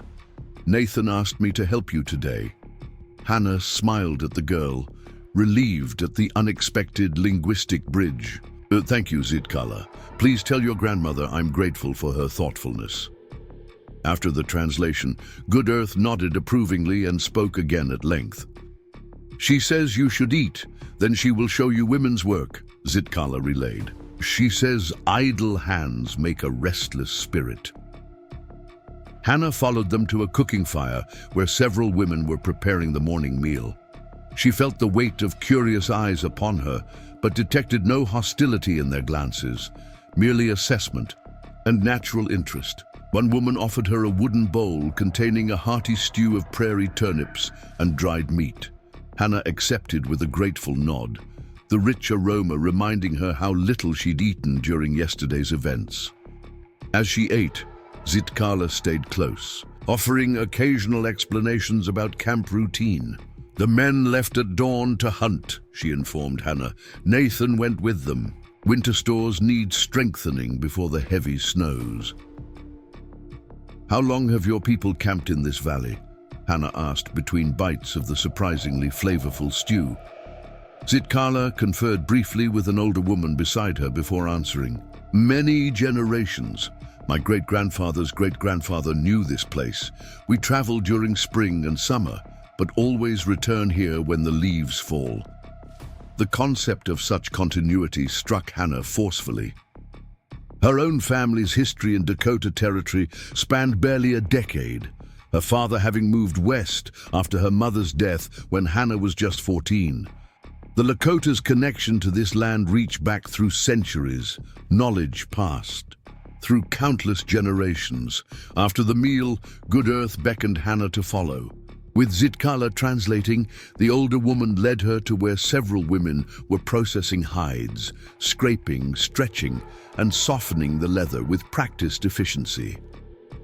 "Grandmother says you must learn our ways while you are here," Zitkala explained. "Starting with women's work, she will teach you to prepare hides." For the next several hours, Hannah received her first lesson in Lakota craftsmanship. The work was physically demanding, harder than anything she'd done on her homestead. Her hands blistered quickly, despite Good Earth's attempts to demonstrate techniques that would spare her palms. Yet Hannah persisted, determined to show her willingness to contribute. By midday, her muscles ached and her back protested, but she had made modest progress on the section of hide assigned to her. Good Earth inspected her work with critical eyes, then nodded slightly. Not approval exactly, but acknowledgement of honest effort. "She says your hands will toughen," Zitkala translated, "like your spirit." During the afternoon meal, Hannah found herself included in the women's circle more naturally. Though the conversation flowed around her in Lakota, Zitkala occasionally translated key points, allowing Hannah glimpses into their discussions, concerns about winter food stores, observations about children's development, plans for upcoming ceremonies. "The women wonder about your life with the Wasiku, the white people," Zitkala said quietly during a lull in conversation. "They ask if all white women live alone as you did." Hannah considered how to respond. "No," she said finally. "Most live with families, husbands, children, sometimes extended relatives. I was unusual in maintaining a homestead alone after my father died." After Zitkala translated, several women nodded with understanding. One older woman with striking silver braids spoke emphatically, gesturing toward Hannah. "Wichapi says, you have a warrior's heart," Zitkala explained. "To stand against men's authority requires courage." Hannah felt unexpected emotion tighten her throat. Among the settlers of Pinewood Springs, her independence had been viewed as problematic, something to be corrected. Here, among people considered uncivilized by those same settlers, her stance earned respect. "Tell her I'm honored by her words," Hannah replied softly. As afternoon stretched toward evening, the hunters returned. Their arrival transformed the camp's energy, children running to greet fathers and uncles, women gathering to assess the day's yield. Hannah watched from beside the hide-working area as Nathan dismounted, immediately surrounded by young boys eager to hear of the hunt. He spoke with them briefly, then scanned the camp until his gaze found Hannah.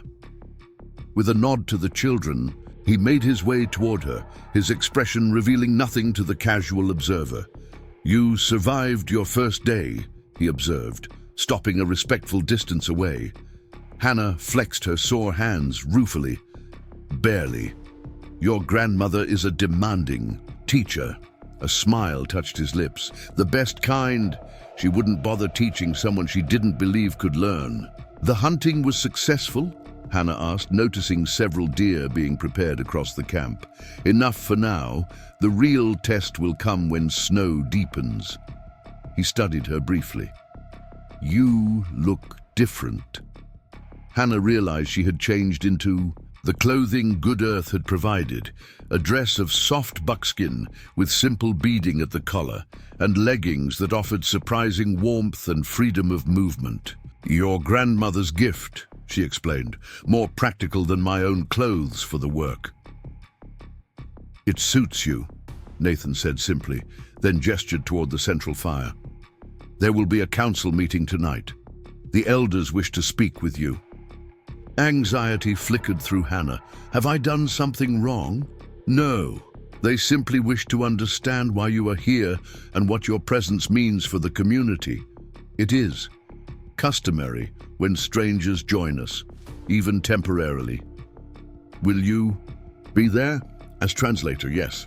But you will speak for yourself." He hesitated, then added, "Be honest, even when truth is uncomfortable. My people value directness over pleasantries." After Nathan departed to help process the hunt, Zitkala remained by Hannah's side, offering guidance on camp customs as evening approached.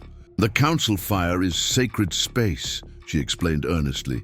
"Speak from your heart there. Untruths are believed to linger in the smoke, bringing misfortune to those who utter them."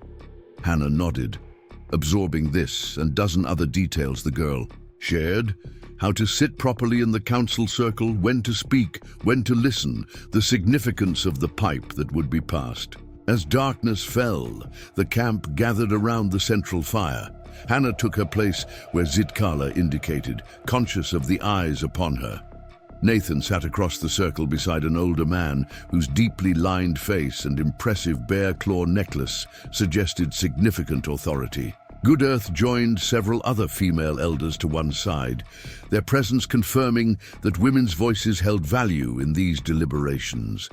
The council began with ceremony, prayers in Lakota, the solemn passing of a decorated pipe, moments of a silence that seemed to hold more meaning than many speeches Hannah had heard at town meetings in Pinewood Springs. The rhythm of it all carried a dignity that commanded respect without demanding it. Finally, the elder wearing the bear claw necklace spoke at length, his gaze occasionally moving to Hannah. When he finished, Nathan began translating. "Chief Grey Wolf welcomes you to our winter camp. He says a stranger's presence among us as snow approaches requires explanation. The Wasiku, white settlers, have not always dealt honestly with the Lakota.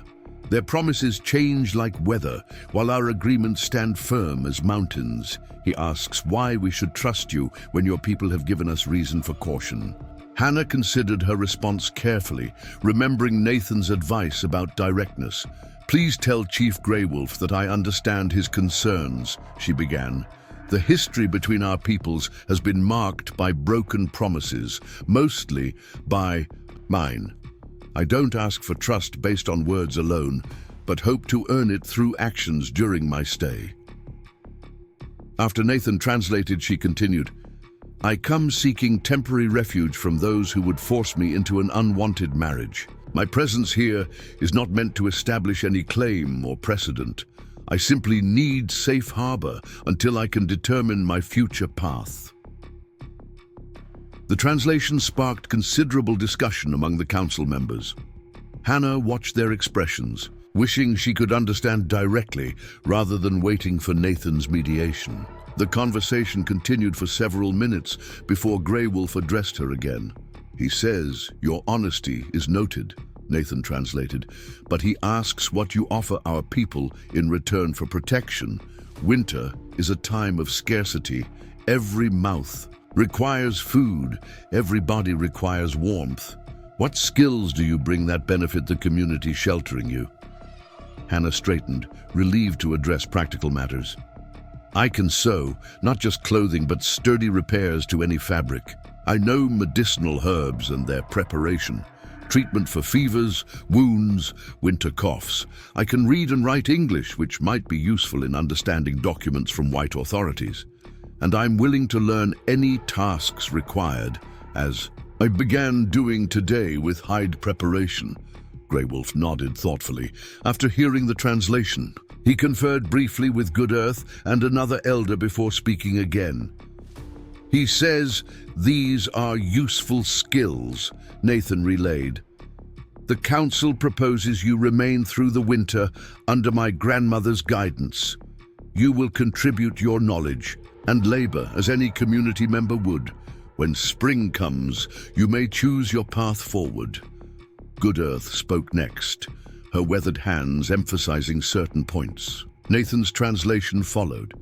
"My grandmother says you will learn our ways while sharing aspects of yours that might benefit the people. She believes exchange of knowledge strengthens both parties." Relief washed through Hannah. The arrangement was fair, more than fair considering the circumstances. "I accept these terms with gratitude," she replied, "and promise to honor the trust placed in me." After her words were translated, Grey Wolf made a gesture that apparently concluded the formal council. The gathering began to disperse, though. Many lingered near the fire as food was brought out and a more relaxed atmosphere emerged. Several elders approached Hannah directly, examining her with frank curiosity. One woman touched her hair, commenting on its color in Lakota that made others laugh. "She says your hair is like autumn grass after first frost," Zitkala translated, appearing at Hannah's side. "It's meant as a compliment." The evening evolved into an impromptu celebration, not specifically for Hannah, she realized, but a natural expression of community after a successful hunt. As meat roasted over the fire, several men produced drums.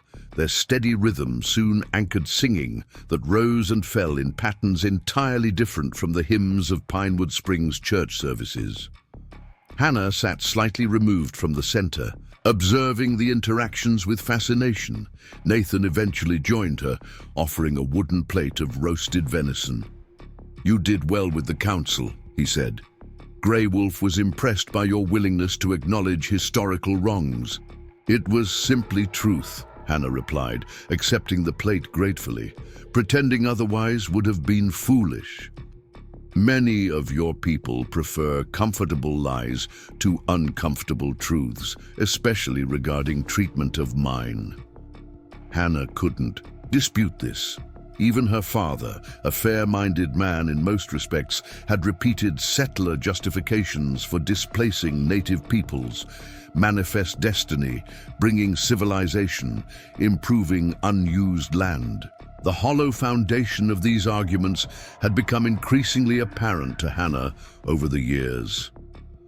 "What did the council members say about me when they were discussing among themselves?" she asked. "You didn't translate all of it." Nathan hesitated, then offered a small smile. "Some thought accepting you was too risky. Others argued that turning away someone seeking refuge would violate our principles. Grandmother reminded them that I would not have brought you if you carried dishonesty in your heart." Hannah felt a rush of gratitude toward Good Earth. "She hardly knows me." "She knows me," Nathan replied simply, "and trusts my judgment." As the celebration continued, Hannah found herself drawn gradually into its orbit. Zitkala taught her a simple hand game played by the women.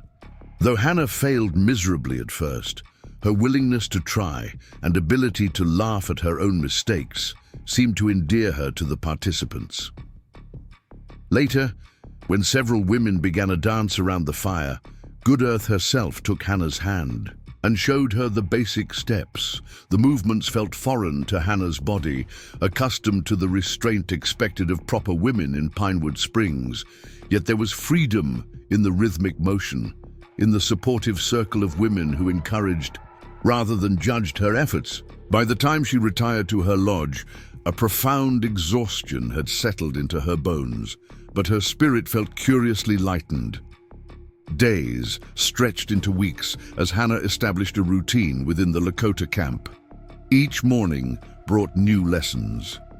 Good Earth proving an exacting but patient teacher in traditional women's crafts. Hannah's hands toughened, developing calluses in different places than her farm work had created.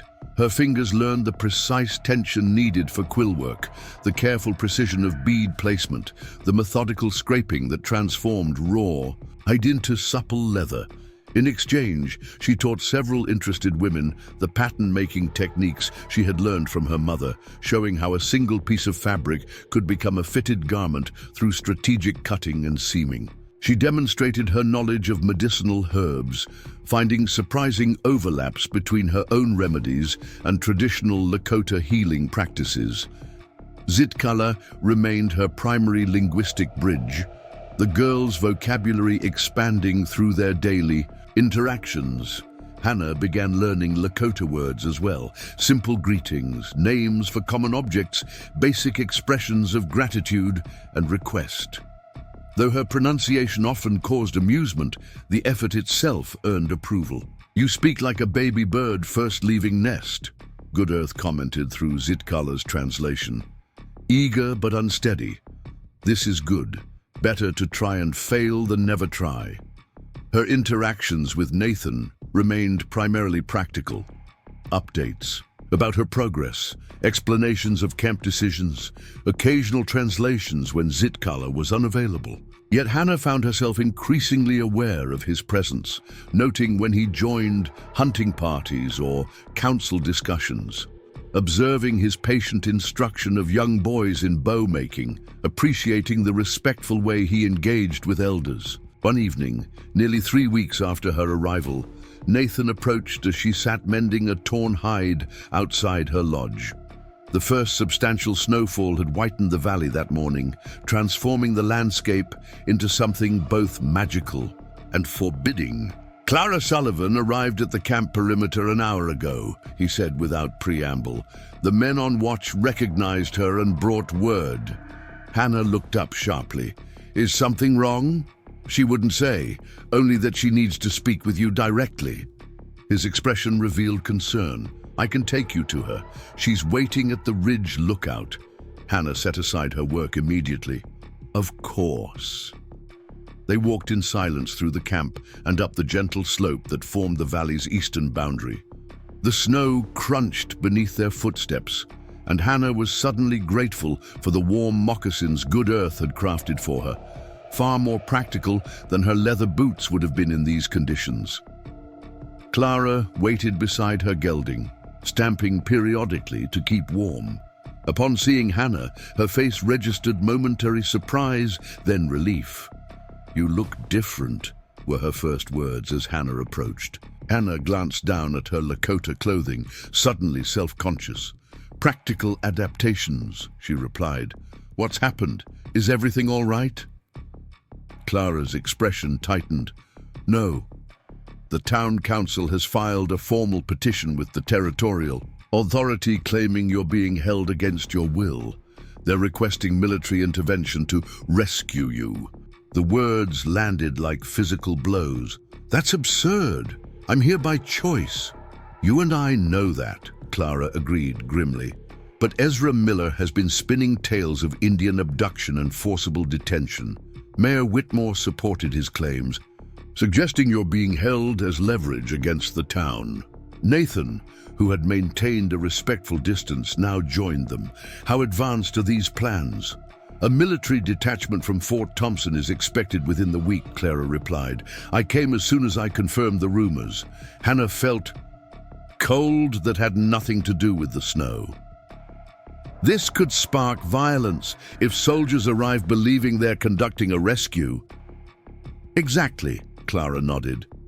"They'll come prepared for resistance, interpreting any normal camp defense as a hostile action." Nathan's expression had grown intensely focused. "How many soldiers?" "I don't know precisely. 24, perhaps." Clara turned to Hannah. "You need to return to town immediately, appear publicly, refute these claims before the military becomes involved." "Would they believe me, or simply claim I'm speaking under duress?" "With me vouching for you, and perhaps Reverend Walsh? He's uncomfortable with the council's actions, believes they've overstepped moral bounds." Nathan shook his head slightly. "The presence of soldiers near our winter camp creates danger regardless. Once armed men arrive with predetermined expectations, peaceful resolution becomes difficult." Hannah considered the implications, her mind racing. The Lakota had shown her nothing but hospitality. The thought that her presence might bring violence upon them was unbearable. "I should return with Clara," she said finally. "Confront the council directly, make it clear I'm acting freely." "That places you back within their influence," Nathan reminded her, "without protection. I won't risk your people's safety because of one town's prejudice and one man's wounded pride." Hannah's voice had taken on a resolute quality. "This is my problem to solve." Clara glanced between them, sensing undercurrents in the exchange. "Nathan could accompany you," she suggested. "His presence would reinforce that the Lakota have nothing to hide." "It would also make him vulnerable to arrest or worse, Hannah." countered. "No, I need to handle this alone." Nathan studied her for a long moment. "This is not what we agreed with the council. Your safety here was promised until spring." "Circumstances have changed," Hannah replied gently. "I won't be responsible for bringing soldiers to your people's doorstep." After further discussion, a plan emerged. Hannah would return to Pinewood Springs with Clara the following morning, publicly refuting the abduction claims. She would request a formal meeting with the territorial representative before any military action could be authorized. Nathan, against his better judgment, agreed to remain with his people. His presence in town would likely inflame rather than calm the situation. As they walked back toward the camp, Hannah felt the weight of impending separation settling over her. The weeks among the Lakota had transformed her in subtle ways she was only beginning to recognize. Returning to Pinewood Springs meant re-entering a world that had already tried to force her into its narrow expectations. "I need to explain to Good Earth," she said, as they approached the lodge circle. Nathan nodded. "I'll bring her to your teepee. There are preparations to discuss." Alone in the lodge that had become her temporary home, Hannah gathered her few possessions: her father's watch and Bible, her mother's brooch, the blue dress Clara had given her. She changed back into her settler clothing, the fabric feeling strangely restrictive after weeks in buckskin. The transformation was more than physical.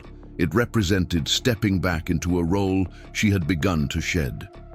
Good Earth arrived with Nathan, her expression solemn as he explained the situation. After listening to the translation, the older woman approached Hannah and took her hands, speaking softly but intensely in Lakota. "She says your decision shows wisdom," Nathan translated. "Protecting others before yourself honors the teachings she has shared with you." Tears pressed behind Hannah's eyes. "Tell her I'm grateful for everything she's taught me, that I'll carry her wisdom wherever I go." Good Earth spoke again, this time reaching to touch Hannah's face gently. "She says you have become Makawichashta Winj, Earth Woman, strong, patient, nurturing life even in difficult seasons. This name is yours now, regardless of where you walk." The gift of a Lakota name struck Hannah deeply. It represented acceptance she had never expected to earn, connection to a people who had initially been strangers. "I will try to be worthy of such a name," she replied, voice thick with emotion. That night, Hannah slept little. Her mind circled through possible scenarios awaiting in Pinewood Springs: confrontation with the council, potential disbelief of her voluntary return, Ezra Miller's likely rage at having his narrative disputed. Beyond these immediate concerns lay larger questions about her future. Her cabin still stood, but returning there permanently meant isolation once again. The alternate path, remaining connected to the Lakota community, presented complications she had only begun to consider. Dawn arrived with a heavy sky, promising more snow. Hannah emerged from her teepee to find much of the camp gathered despite the early hour. Good Earth had organized a small ceremony, a blessing for safe journey, Nathan explained as Hannah joined the circle. Though brief, the ritual carried profound meaning, the community collectively expressing concern for her well-being. As preparations for departure concluded, Nathan approached, leading both Belle and his own Appaloosa. "I'll escort you to the valley's edge," he said, helping secure her modest belongings behind Belle's saddle. "Clara waits there with supplies for your journey to town." Hannah nodded, unable to trust her voice. The past weeks had created connections she hadn't anticipated, not just with Nathan, though his presence had become increasingly significant to her, but with the entire community that had welcomed her. Leaving felt like abandoning something precious, only partially discovered. Good Earth approached for a final farewell, pressing a small beaded pouch into Hannah's hands. Through Nathan's translation, she explained it contained a protective medicine bundle, herbs, and symbolic items meant to provide spiritual strength during difficult encounters. "Keep it close when facing those who would diminish your spirit," Nathan translated. "Remember, you carry our strength with you now." The journey to the valley's edge passed too quickly. Clara waited as promised, her practical nature asserting itself through carefully packed provisions and a detailed report on conditions in town. As they prepared to depart, Nathan drew Hannah slightly aside. "This isn't an ending," he said quietly, "but a different path toward the same destination." Hannah looked up at him, searching his face. "And what destination is that?" "A place where you determine your own life's direction, where choices reflect your spirit rather than others' expectations." He paused, then added, "I will come to town in 3 days. By then, initial reactions to your return will have settled." "It could be dangerous for you," Hannah protested. "Some risks are necessary." His expression softened slightly. "You showed courage leaving your home to protect your freedom. I can show no less in helping preserve it." Something passed between them then, unspoken but deeply felt. Hannah realized that their relationship had evolved beyond rescuer and rescued, beyond cultural bridge and willing student. What exactly it had become remained undefined, but its significance could no longer be denied. "3 days," she affirmed. "I'll look for you." As Hannah rode away beside Clara, she glanced back once to see Nathan standing at the valley's rim, a solitary figure silhouetted against the vast Dakota sky. Snow had begun falling again, soft flakes that blurred the boundaries between earth and air. The sight etched itself into her memory, a moment suspended between worlds, between identities, between possible futures still taking shape. The return journey to Pinewood Springs stretched before her, leading back to confrontation and uncertainty. Yet Hannah rode toward it with a confidence that had nothing to do with destination and everything to do with knowing, finally, the true nature of her own strength. The familiar silhouette of Pinewood Springs emerged through swirling snow. The church steeple first, then the scattered buildings of Main Street, smoke rising from chimneys in thin, hesitant columns. Hannah felt a curious detachment as they approached, as if returning to a place remembered from childhood rather than her home of many years. Beside her, Clara rode in watchful silence, occasionally scanning the tree line or glancing back along their trail. "The town seems quiet," Hannah observed as they drew closer. "Sunday morning," Clara replied. "Most will be at service. Reverend Walsh extended his sermon time since winter set in, keeps folks warm in the church longer." A wry smile touched her lips, also gives them extra time for gossip afterward. The familiar pattern struck Hannah as both comforting and stifling simultaneously. Weeks among the Lakota had shown her a different rhythm to communal life, one that followed natural cycles rather than arbitrary schedules, where gatherings served practical purposes beyond social convention. "We should go directly to the church," Hannah decided. "Make my return as public as possible." Clara nodded. "Maximum witnesses, smart thinking." They tethered their horses outside Hargrove's general store, now closed for Sunday observance. Hannah smoothed her skirts, settler clothing still feeling strangely constraining after weeks in buckskin, and touched the small medicine pouch Good Earth had given her, tucked securely in her pocket beside her father's watch. The simple object carried reassurance beyond its physical presence.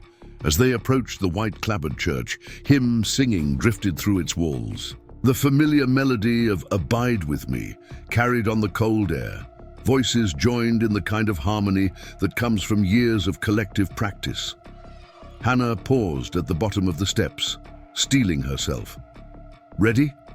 Clara asked quietly. Hannah nodded. "As I'll ever be." They climbed the steps deliberately, footfalls loud on wooden boards that needed repair. Clara pulled open the heavy door without hesitation, and together they stepped into the warmth of the crowded room. For a moment, the singing continued uninterrupted. Then heads began turning, voices faltering mid-verse until only Reverend Walsh's reed organ maintained the melody. He looked up in confusion as his congregation fell silent, then followed their collective gaze to the doorway. The organ notes died with a discordant wheeze. Silence descended, thick with shock and curiosity.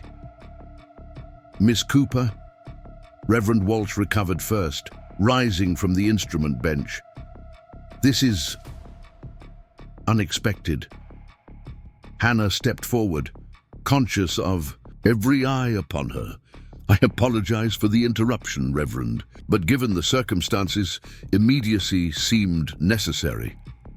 Murmurs rippled through the congregation. Mayor Whitmore stood from his front row seat, face flushing with what might have been anger or embarrassment. "Miss Cooper, you've escaped. Are you injured?" Hannah remained in the center aisle, her voice clear and steady. "I've escaped nothing, Mayor Whitmore, because I was never captive. I've returned voluntarily to address false claims being made about my situation." The murmuring intensified. Ezra Miller, seated several rows back, lurched to his feet, his expression darkening.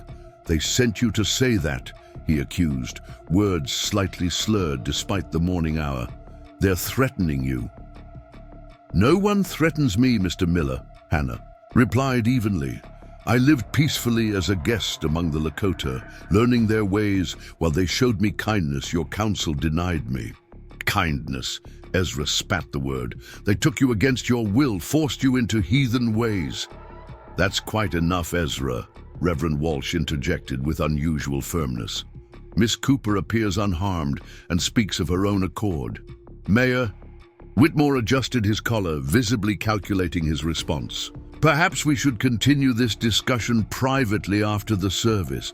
Miss Cooper, if you'd care to wait in my office—" "No," Hannah interrupted, a new authority in her voice that silenced the room. "I've learned that private discussions allow truth to be reshaped when repeated publicly. What I have to say belongs to everyone's ears." She moved forward, stopping at the center of the church. "A petition has been filed claiming I'm held captive by the Lakota. That petition is false. I went willingly to their winter camp after this town attempted to force me into marriage against my wishes. I've returned now only because I learned military action might be taken based on these lies, action that could harm innocent people who showed me nothing but hospitality." Sheriff Taylor stood, hand reflexively touching the revolver at his hip. "That's a serious accusation, Miss Cooper. The council acted within its authority to ensure your welfare." "By threatening to seize my property if I didn't marry Ezra Miller," Hannah challenged. "By fabricating tales of abduction when I chose a different path? That's not authority, Sheriff. That's tyranny disguised as concern." The congregation erupted in conflicting reactions, some voicing support for Hannah, others defending the council's actions, many simply expressing shock at such directness from a woman generally known for her reserve. Amid the chaos, Ida Parsons's sharp voice cut through. "She's dressed like them," the shopkeeper declared, pointing accusingly. "Wearing their trinkets, they've corrupted her mind with savage ways." Hannah touched the beaded pouch visible at her waist. She hadn't thought to hide it and felt a surge of protective anger. "The only corruption here, Mrs. Parsons, is the willingness to destroy lives rather than allow a woman to determine her own path." Mayor Whitmore raised his hands, attempting to restore order. "Please, this is God's house. Such accusations are inappropriate within these walls." "I agree," Hannah replied, "which is why I've come to request immediate action.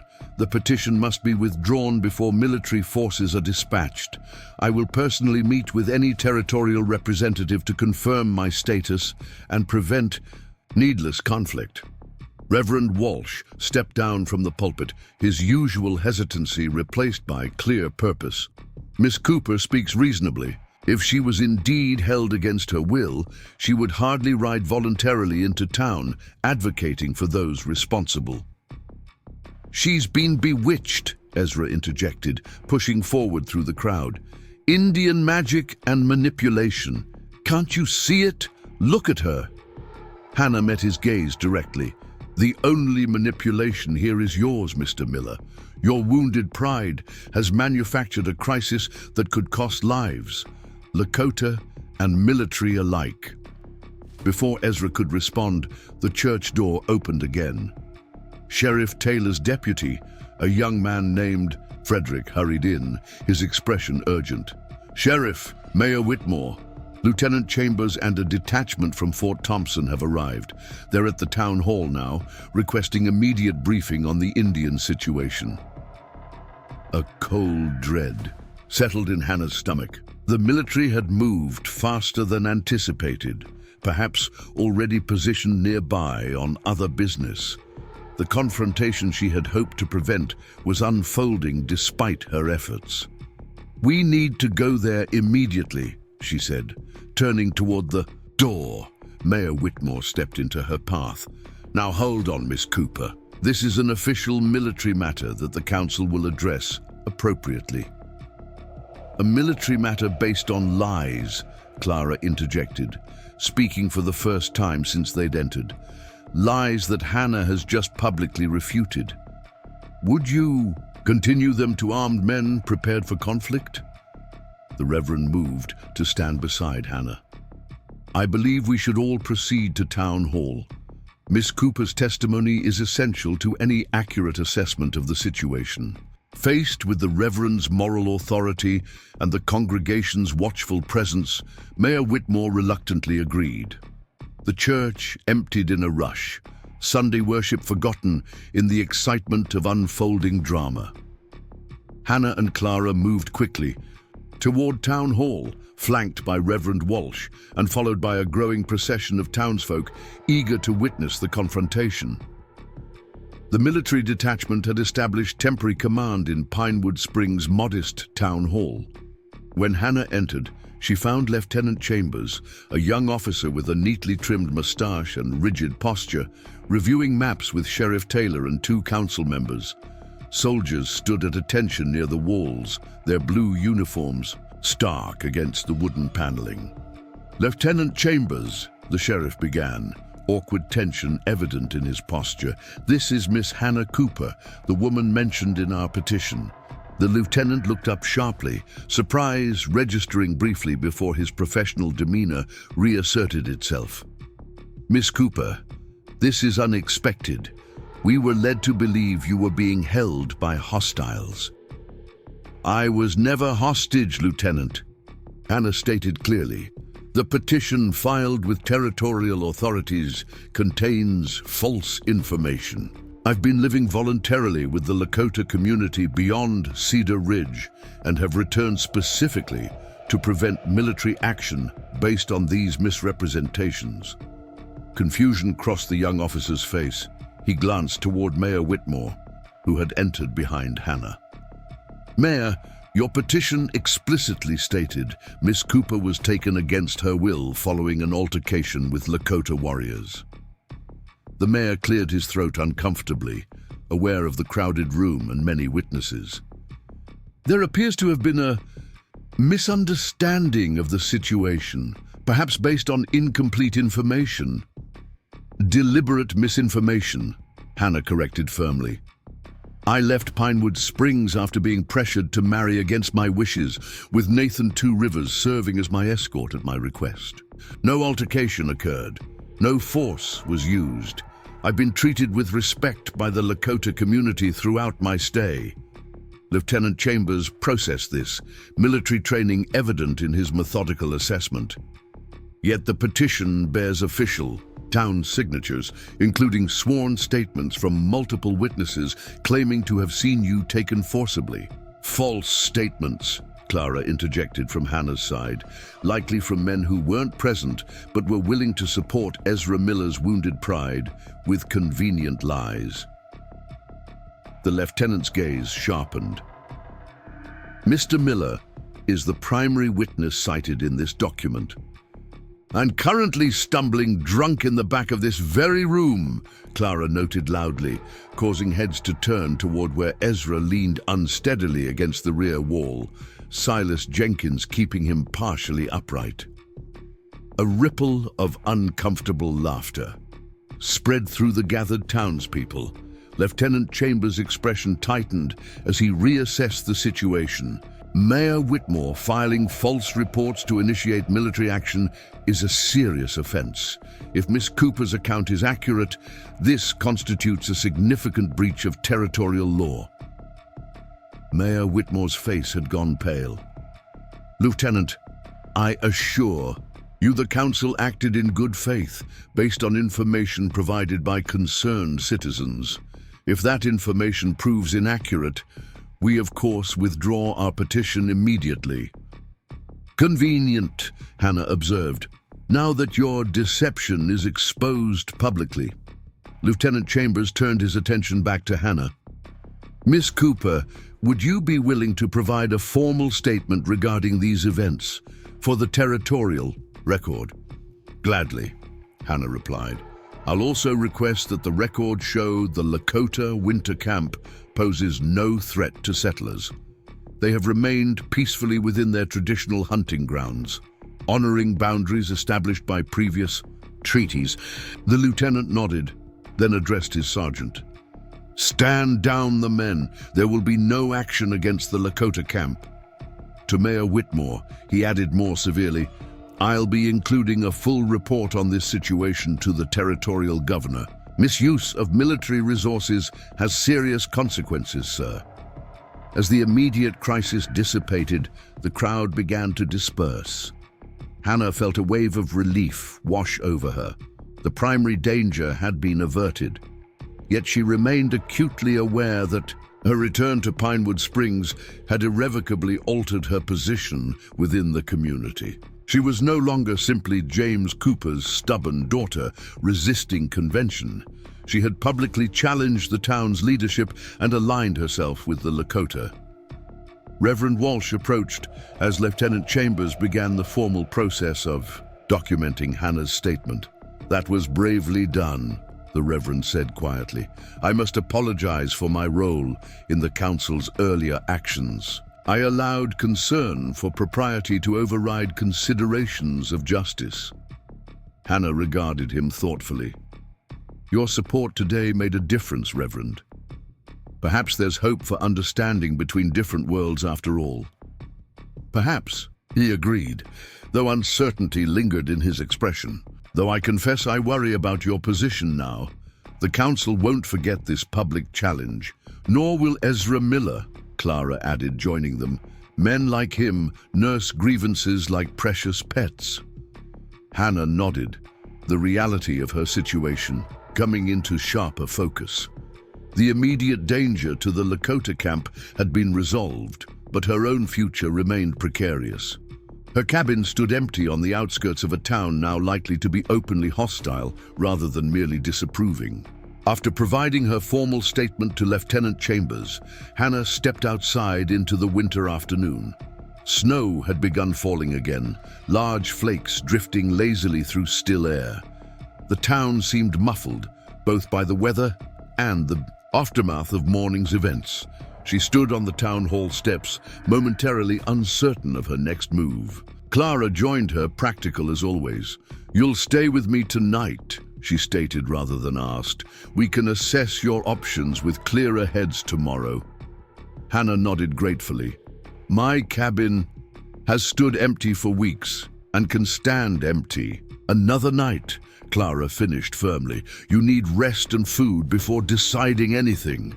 They collected their horses from outside the church and rode through increasingly heavy snow toward Clara's home at the edge of town, the blacksmith shop. Attached to her small house stood silent on Sundays, but the main dwelling glowed with welcoming lamplight as they approached. Inside, Clara quickly built up the fire and prepared a simple meal of cornbread and stew she'd left simmering before their morning departure. The familiar domestic routine created a pocket of normalcy amid the day's tensions. Hannah found herself watching her friend's efficient movements with new appreciation, suddenly aware of how different skilled labor appeared across cultures, Clara's forge work and cooking no less valuable than Good Earth's hide preparation and medicine making. "You've changed," Clara observed over dinner, studying Hannah with frank curiosity. "Not just the outward things, though I notice you've kept that medicine pouch close. Something in your bearing is different." Hannah considered this. "The Lakota have a different understanding of strength," she said finally, "particularly women's strength. They don't see independence as threatening or unnatural. Good Earth, Nathan's grandmother, treated my situation as reasonable, my choices as worthy of respect." "Good Earth," Clara repeated, testing the name. "You came to know them well then?" "Some better than others. Zitkala, a young girl who speaks English, became my guide and translator. The women taught me their crafts while I shared what I knew of settler techniques." Hannah smiled slightly at particular memories. "They gave me a name in their language, Makavich Hashta Winji, Earth Woman." Clara's eyebrows rose. "That seems significant." "It felt so," Hannah acknowledged. "A recognition that I belonged. Somewhere, even if temporarily." She hesitated, then added more quietly, "I hadn't realized how much I needed that sense of belonging until I found it among strangers." They talked late into the evening, Hannah sharing experiences from the Lakota camp, while Clara updated her on developments in Pinewood Springs during her absence. The town had largely continued its usual routines, though Hannah's departure and the circumstances surrounding it had fueled gossip for weeks. Ezra Miller's drinking had worsened, his presence at the saloon becoming a daily fixture rather than occasional indulgence. "He convinced himself you'd been taken against your will," Clara explained. "It preserved his pride better than accepting your rejection." The petition to territorial authorities was his idea, though Mayor Whitmore embraced it enthusiastically. I suspect he saw it as opportunity to demonstrate authority beyond town boundaries. Eventually, exhaustion caught up with Hannah. Clara showed her to the small spare room, little more than a curtained alcove, but warm and private. Sleep came quickly despite the tumult of the day, Hannah's body recognizing the safety of friendly surroundings. She woke to pale winter sunshine and the distant rhythm of Clara's hammer on the forge. Rising, Hannah found breakfast laid out on the kitchen table with a note explaining that Clara had early work but would return midday. The simple thoughtfulness reminded Hannah of similar gestures from the women in the Lakota camp. Food prepared, water collected, tasks shared without comment. After eating, Hannah ventured outside. The snowfall had ceased during the night, leaving Pinewood Springs transformed beneath a pristine white blanket. Few people moved about yet, giving Hannah the rare opportunity to traverse the main street. Unobserved, her feet carried her instinctively toward her cabin, curiosity and concern about its condition finally overwhelming hesitation. The trail leading to her property remained visible despite the snow, occasional travelers passing preventing complete coverage. As she rounded the final bend, Hannah stopped abruptly, a gasp escaping her lips. Her cabin stood intact, but not unchanged. Someone had clearly been maintaining it during her absence. Wood smoke rose from the chimney, the path to the door had been recently cleared, and most surprisingly, Bell's stable showed signs of occupation. Fresh hay visible through the half-open door. Cautiously, Hannah approached. Before she could reach the porch, the cabin door opened. Nathan Two Rivers stepped out, his expression shifting from watchful to surprised recognition. "You're back earlier than expected," he said, recovering quickly. "We agreed 3 days." Hannah stared at him, momentarily speechless. Circumstances changed. The military arrived sooner than anticipated." She gestured toward the cabin. "What are you doing here?" "Ensuring your home remained secure," he replied simply. "After you left, I came to check the property. It seemed prudent to maintain it against winter. repair what needed fixing, keep the cold from settling too deeply. You've been staying here. Occasionally, mostly checking every few days, keeping the fire from dying completely. He stepped aside, indicating she should enter. Your belongings remain untouched. Hannah moved past him into the cabin, noting immediately the changes. The interior was warmer than she'd expected, the iron stove radiating steady heat. Firewood had been stacked neatly beside it, far more than she'd left behind. The roof leak that had plagued the northeast corner appeared repaired, no water stains marking the wooden floor beneath. "You fixed the roof," she said, turning to find Nathan watching her from the doorway. He nodded. Snow would have made the damage worse. Simple preventative measure. "And Belle's stable?" "Your mare deserved proper shelter. I brought feed. From our camp, we have surplus this year." The matter-of-fact explanation for what represented substantial effort left Hannah momentarily overwhelmed. She had expected to find her home abandoned, perhaps damaged by weather or opportunistic townsfolk. Instead, Nathan had quietly preserved it, crossing cultural boundaries and risking potential confrontation to protect what belonged to her. "Why?" she asked finally. "Why take such risks for property that isn't yours?" Nathan remained in the doorway, his tall figure silhouetted against the bright snow outside. "Because it matters to you," he said simply, "and therefore it matters." The directness of his answer struck Hannah with unexpected force. In that moment, the complexities of their situation, cultural differences, community expectations, uncertain futures, seemed to distill into something elemental. One person recognizing what another valued and honoring it without expectation of return. "Thank you," she managed finally. "It means more than I can properly express." He acknowledged this with a slight nod, then asked, "What happened in town? You mentioned the military arrived."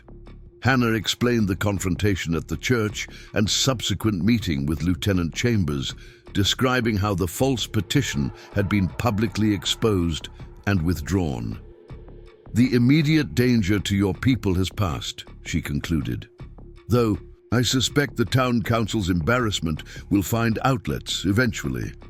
"Toward you, most likely," Nathan observed. "Yes, my position here has become complicated." A shadow of a smile touched his lips. "It was always complicated, Hannah.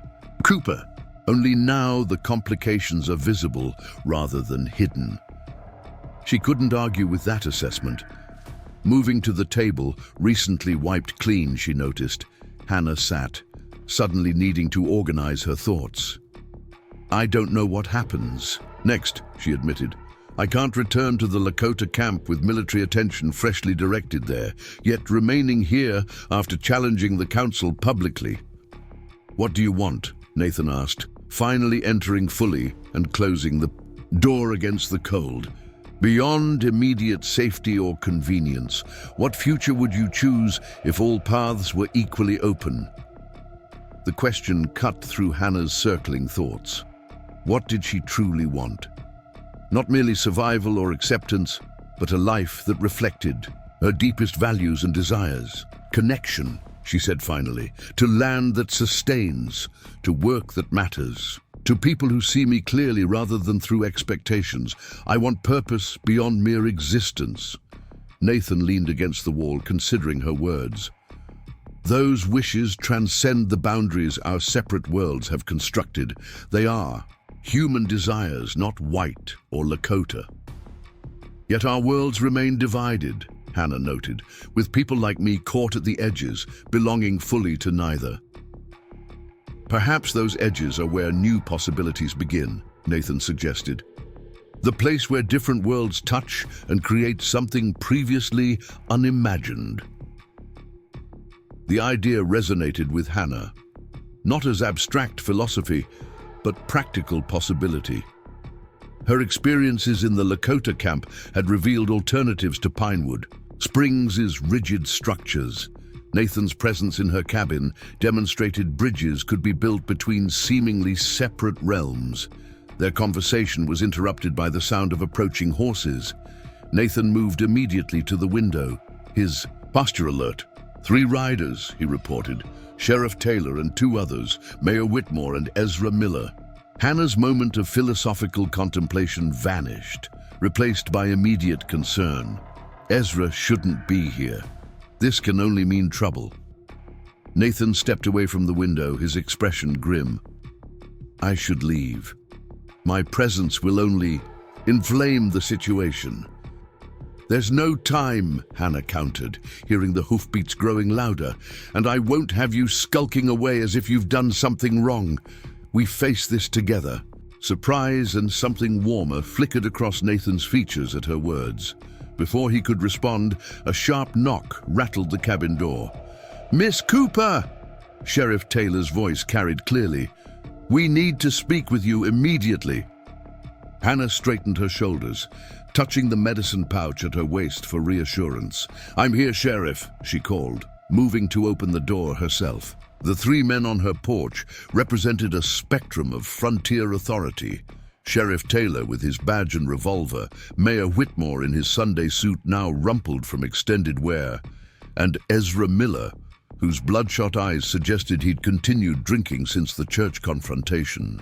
Their expressions shifted in near unison from official determination to shock as they registered Nathan's presence behind Hannah. What's he doing here? Ezra demanded, hand moving toward the knife at his belt. Sheriff Taylor placed a restraining hand on Ezra's arm. Easy now. To Hannah, he added with forced calm, Miss Cooper, we've come to discuss your property situation given recent developments. My property situation remains unchanged, Sheriff, Hannah replied evenly. This cabin and land belong to me through legal inheritance from my father. Mayor Whitmore cleared his throat. In light of your extended absence and unconventional associations, the Council has concerns about appropriate use of territorially registered lands. Meaning you object to Mr. Two Rivers being on my property, Hannah translated bluntly, despite the fact that he has maintained it in my absence, preventing damage that would have cost significantly to repair. Indians can't own land in the territory, Ezra interjected, words slightly slurred. Can't live on white settlements either. It's illegal.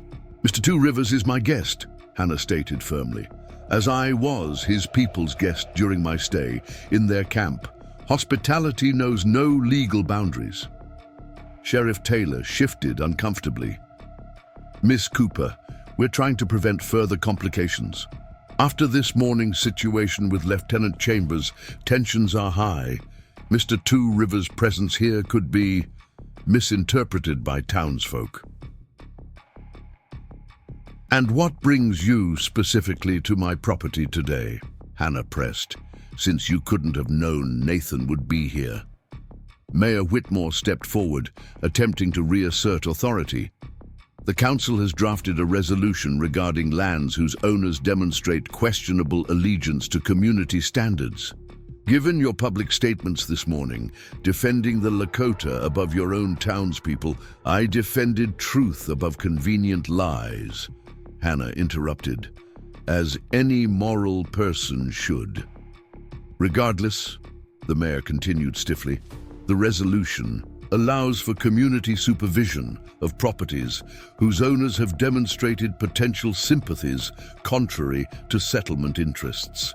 Until your status is clarified, the council proposes appointing a temporary property manager to ensure appropriate maintenance and use.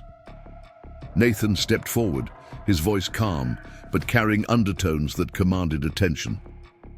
That would constitute illegal seizure under territorial law. Hannah Cooper has maintained legal residence, with her property continuously occupied and maintained. No abandonment has occurred. Ezra's face darkened. You saying you've been living here, Indian, in a white woman's home? I'm saying, Nathan, replied evenly that territorial law recognizes continuous maintenance as evidence of active ownership. This property has been continuously maintained. Sheriff Taylor, recognizing the potential for escalation, intervened. Perhaps we should all take a step back. Miss Cooper has only just returned. Legal matters can wait until everyone has had time to consider positions carefully. The council meeting is tomorrow, Mayor Whitmore stated, clearly displeased with the sheriff's moderation. Miss Cooper should attend to present her case regarding property usage. I'll be there, Hannah agreed, seeing an opportunity to gain time, and I'll bring documentation confirming my legal ownership. The mayor nodded stiffly, then turned to leave. Sheriff Taylor followed, practically dragging a reluctant Ezra, who continued muttering threats and objections as they mounted their horses. When they had disappeared from view, Hannah closed the door and leaned against it, suddenly exhausted. "They won't stop," she said quietly. "They'll find some quasi-legal approach to punish what they see as betrayal." "Probably," Nathan agreed, his practical assessment oddly comforting in its honesty. "The question becomes whether fighting them serves your larger purpose or distracts from it." Hannah considered this perspective, so different from the settler mentality that viewed conflict as necessary for establishing dominance. What alternatives exist? I can't simply surrender my father's land to appease their prejudice. Perhaps ownership and presence don't require the same location, Nathan suggested. Legal title could remain yours while you determine where your true path leads. The implication hung between them, that Hannah might choose a future beyond Pinewood Springs, beyond the narrow expectations that had defined her possibilities until now. The idea was simultaneously terrifying and exhilarating. What would such a path look like? She asked, more to herself than Nathan. He answered nonetheless. That depends on what you truly seek. Some find purpose in bridging divided worlds, others in creating entirely new possibilities along the edges where those worlds meet. Hannah moved to the window, looking out at the snow-covered landscape surrounding her cabin. This land held her father's memory, represented security she had fought to maintain. Yet she recognized now that true security came not from property, but from connection, to community, to purpose larger than mere survival. "I need time," she said finally, "to think, to plan. The council meeting tomorrow is just the beginning of what could be a lengthy struggle." Nathan nodded. "I should return to my people, inform them of what has occurred. With military action averted, normal patterns can resume." He paused, then added, "But I will return before the council meeting. You shouldn't face them alone." The offer touched Hannah deeply, not because she doubted her ability to confront the council, but because it acknowledged the value of solidarity in struggle. "Thank you," she said simply, "for everything you've done." As Nathan prepared to depart, gathering the few items he'd brought to maintain the cabin, Hannah felt the weight of pending decisions pressing upon her. The confrontation with Pinewood Springs leadership had only begun. The path forward remained unclear, fraught with both danger and possibility. Yet standing in the doorway of her father's cabin, a structure that had once represented her entire world, but now seemed merely one point on a much larger map, Hannah felt a curious sense of liberation. For the first time, she was truly choosing her direction, rather than merely defending established boundaries. Nathan mounted his Appaloosa, the magnificent animal stamping impatiently in the snow. "Until tomorrow," he said, his gaze holding hers, for a moment that stretched beyond ordinary meaning. "Until tomorrow," Hannah echoed, the simple phrase somehow carrying the weight of promise rather than mere acknowledgement. As she watched him ride away, the winter sun breaking through clouds, to illuminate the landscape in brilliant white, Hannah touched the Lakota medicine pouch at her waist. Within it lay symbols of protection, certainly, but also reminders of connection to something larger than herself, to traditions that had survived centuries, to people who recognized her strength, to possibilities that transcended the artificial boundaries of separate worlds. Tomorrow would bring confrontation with the town council. Beyond that lay decisions that would shape not just her future, but potentially the relationship between communities long divided by misunderstanding and fear. The responsibility felt enormous, yet Hannah faced it with a newfound clarity. She was Makawich Wing, Earthwoman, as well as Hannah Cooper. The dual identity represented not division, but integration, not conflict, but possibility. Whatever path she ultimately chose would honor both aspects of herself, creating something new from elements long kept separate. With that understanding providing unexpected strength, Hannah turned back to her cabin, mentally preparing for the battles yet to come. The day's confrontation had been merely prelude. Tomorrow would begin the true test of what she had become. During her time between worlds, morning arrived with crystalline clarity, the kind of bitter cold that made breath visible and transformed ordinary scenes into something ethereal. Hannah stood before her small mirror, carefully pinning her hair into a style both practical and deliberate. Not the severe arrangement she'd once adopted for town visits, nor the simple practicality she'd learned among the Lakota, but something that honored both worlds. She wore her blue dress, the one Clara had given her before the challenge, but kept Good Earth's medicine pouch visible at her waist, a silent declaration of her dual allegiances. A knock at the door announced Clara's arrival. Her friend entered stamping snow from her boots, her expression a mixture of determination and concern. "The council chamber is already filling," she reported. Word spread quickly after yesterday's confrontation. "Seems everyone has an opinion about your situation." Hannah nodded, unsurprised. "And what's the prevailing sentiment?" "Divided," Clara replied, warming her hands by the stove. "Some support the council's position out of habit or fear. Others question their authority after the military debacle. The women particularly. Many are reconsidering long-held assumptions about what's possible." This last observation gave Hannah pause. She had been so focused on her immediate battle with town leadership that she'd overlooked the potential ripple effects of her actions. Perhaps her stand represented something larger than personal choice, a visible challenge to restrictions many felt but few dared question. "Is Nathan coming?" Clara asked, glancing toward the window. "He said he would." "Good. His presence makes a statement the council can't ignore." Clara handed Hannah a folded document from her pocket. "I brought this from the county records office. Copy of your father's deed with the territorial seal. Mayor Whitmore knows it exists, but having it physically present might prevent certain creative interpretations of property law." Hannah accepted the document gratefully. "You thought of everything." "Someone should. You've been rather preoccupied with larger philosophical questions," Clara observed with wry affection. "Though I must admit, your time with the Lakota has given you a perspective this town sorely needs." They were preparing to depart when the sound of multiple horses approaching caught their attention. Clara moved to the window, her expression shifting from curiosity to alarm. "It's not just Nathan," she reported. "There's a group of Lakota riders, at least 8 or 10. Hannah joined her at the window.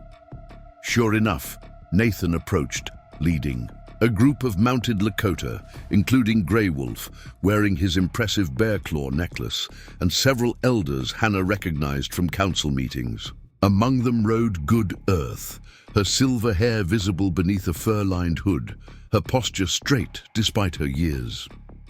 "What are they doing?" Clara breathed, clearly concerned about the potential for misunderstanding when Lakota warriors appeared. Unexpectedly near town, Hannah felt oddly calm, sensing purpose rather than threat in their arrival. "Making a statement of their own, I believe." She opened the door as the group reached her cabin. Nathan dismounted first, approaching with the formal dignity he adopted for official matters rather than the more relaxed manner he showed when they were alone. "Hannah Cooper," he greeted her with a slight nod. "The Council of Elders wishes to attend your meeting with the town leaders." Grey Wolf spoke next, Nathan translating his formal Lakota. "Our people have witnessed the strength of Makawichashta, Wing. We come to stand with her against those who would diminish her spirit through false authority." Hannah fought unexpected emotion at this declaration of solidarity. These were not simply individuals who had sheltered her temporarily, but a community declaring formal alliance with her cause. She responded with the dignity their gesture deserved. "I'm honored by your presence," she said, the words feeling inadequate for the significance of the moment. "The town council may not welcome your participation." Good Earth spoke next, her weathered face animated with purpose. Through Nathan's translation, she declared, "They need not welcome what they must acknowledge. Our presence reminds them that authority has many forms, and boundaries are not always where they imagine." The journey to town created a striking procession. Hannah and Clara riding alongside Nathan, followed by the Lakota elders in their winter regalia. As they approached Pinewood Springs, curious residents emerged from homes and businesses to watch their passage. Children pointed, women whispered behind raised hands, men straightened with instinctive wariness. The town hall stood at the center of Main Street, its modest facade belying its significance in community governance. Already a crowd had gathered outside, news of unusual developments spreading faster than any official notice could manage. Sheriff Taylor stood at the entrance, his expression reflecting professional concern at the approaching Lakota delegation. "Miss Cooper," he acknowledged as they reached the building.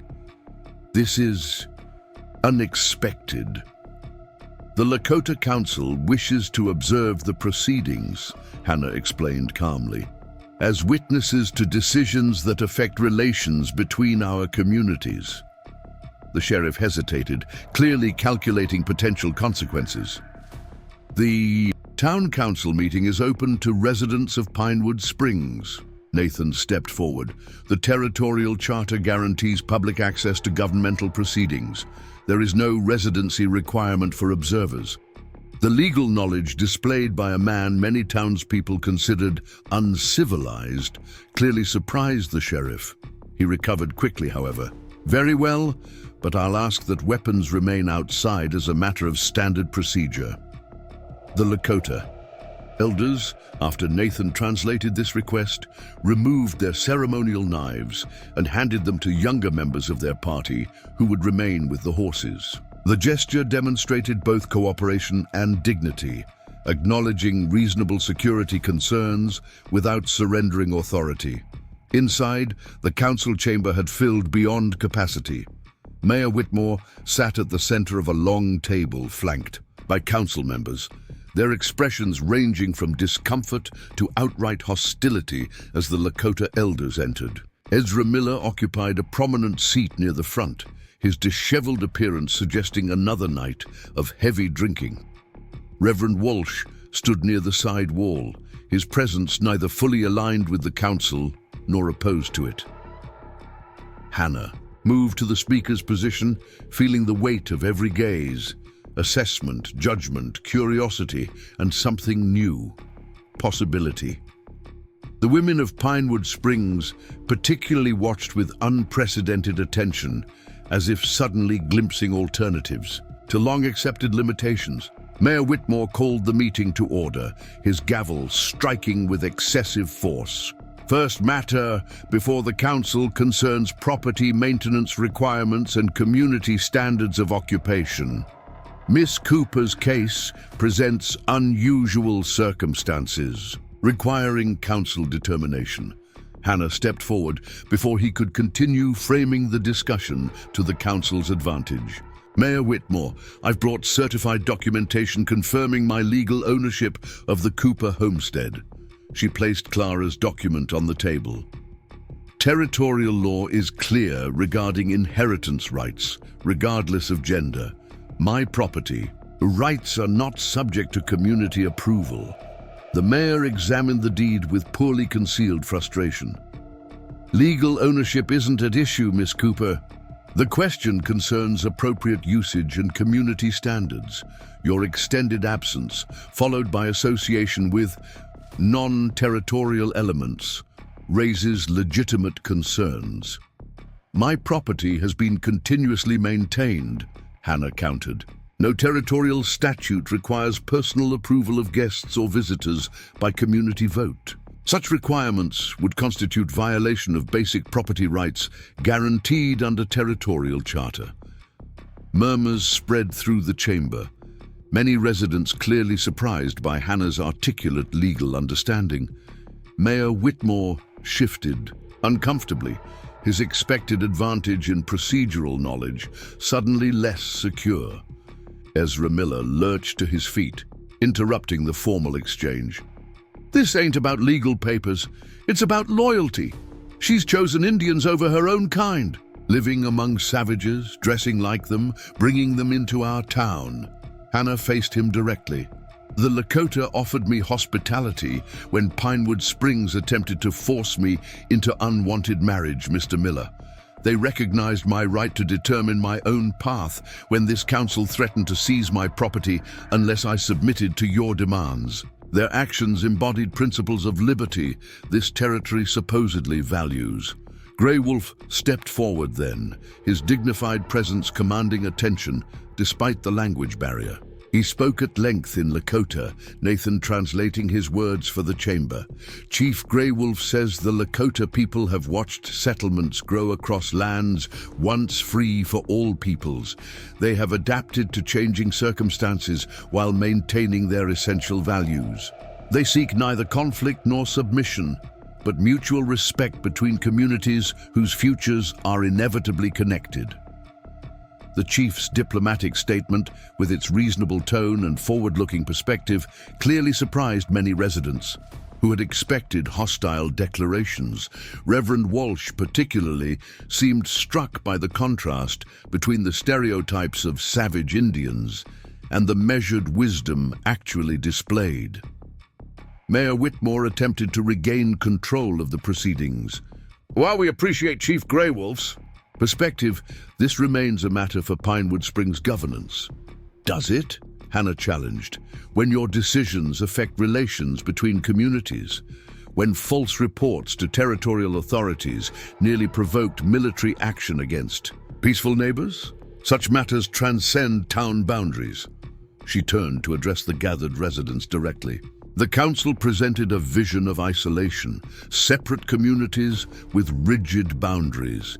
But our futures are connected, as Chief Grey Wolf observed. The choice before us isn't between competing loyalties, but between fear and possibility. Good. Earth spoke next, her voice carrying the authority of years despite its softness. Through Nathan's translation, she addressed the women of Pinewood Springs specifically. I have watched Makawichashtawing learn our ways while honoring her own wisdom. Strength grows from such exchange, not from walls between peoples. The women of both our communities carry tomorrow's possibilities. Choose wisely what seeds you plant.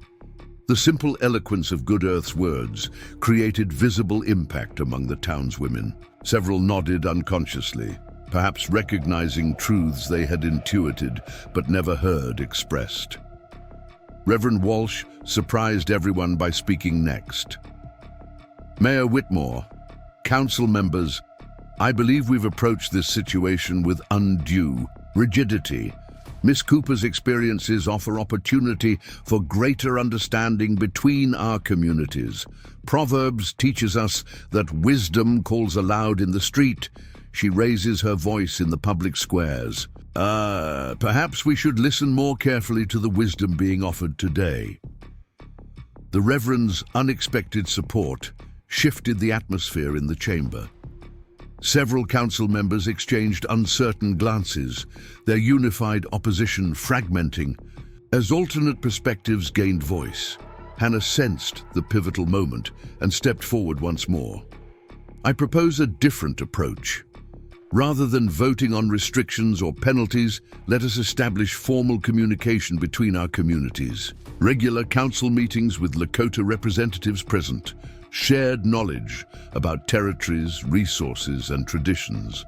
Understanding that prevents misunderstandings like those that nearly led to violence. Her proposal hung in the air, radical in its simplicity, yet profound in its implications. Mayor Whitmore appeared speechless, his prepared argument suddenly irrelevant to the expanded conversation. Into this opening stepped an unexpected voice, Clara Sullivan's. "I second Miss Cooper's proposal and move that it be considered formally by the council. As a business owner whose livelihood depends on regional stability, I believe cooperative relations serve Pinewood Springs' interests far better than manufactured conflicts." Clara's practical framing, focused on mutual benefit rather than abstract principle, resonated with the business-minded council members. Nods spread through their ranks, calculations of advantage visibly shifting behind cautious expressions. "This requires consideration," Mayor Whitmore managed finally. "The council will need to establish parameters, protocols." "Of course," Hannah agreed smoothly. A committee with representatives from both communities could draft initial frameworks for council review. And just like that, the conversation transformed from punishment to possibility, from restriction to expansion. Hannah observed the shift with quiet amazement, how quickly seemingly immovable boundaries could dissolve when confronted with determined challenge and visible alternatives. As the meeting evolved into practical discussion of next steps, Hannah found herself standing beside Nathan near the chamber's edge. "This isn't what I expected," she admitted quietly. "The greatest changes often come when we stop fighting against what exists and begin building what could be," he replied. "You stopped defending boundaries and started creating bridges." Hannah considered this wisdom. "What happens now? That depends on what future you choose to create," he said, his voice carrying personal meaning beneath the philosophical observation. Before she could respond, Good Earth approached, her weathered hand reaching for Hannah's. She spoke softly in Lakota, the words incomprehensible, but their emotional resonance clear. "She says your two-world heart sees paths others miss," Nathan translated. "The space between separated peoples needs such vision." The observation crystallized something Hannah had been feeling but couldn't articulate. That her experiences had positioned her uniquely at the intersection of different worlds. Able to translate and connect across boundaries others found impenetrable. As the meeting concluded, Hannah stepped into the winter sunlight with new clarity. The crowd dispersed gradually, residents returning to homes and businesses with conversations animated by unprecedented possibilities. The Lakota delegation prepared for their return journey, having established a presence that would be remembered in Pinewood Springs for generations. Nathan approached as Hannah stood watching this transition. "Where will you go now?" he asked, the question encompassing far more than immediate direction. Hannah looked toward her cabin on the distant hillside, then toward the peaks beyond, which lay the Lakota winter camp. Both represented aspects of who she had become, yet neither contained her complete future. "I think," she said thoughtfully, "I'll build something new. A place at the boundary, not belonging fully to either world, but creating connection between them." Understanding lit Nathan's eyes. "A trading post, a meeting place, a beginning," Hannah replied, certainty growing with each word. "Where knowledge and goods can move in both directions. Where children might learn each other's languages before they learn suspicion. Such a place would face resistance from those who prefer separation," he cautioned, though his expression reflected admiration rather than doubt. "Yes," Hannah acknowledged. but it would appeal to those seeking something beyond the limitations they've always known. She hesitated, then added more personally, it would require partners who understand both worlds. Nathan's smile held promise beyond words. I know someone who might be interested in such a partnership. As they mounted their horses to begin, journeys temporarily diverging, but now aimed toward shared purpose, Hannah felt the weight of Good Earth's medicine pouch against her side, no longer a foreign talisman but a symbol of integration, of seemingly separate elements bound together. In new creation, the future stretched before her, not as predetermined path, but as possibility awaiting conscious choice.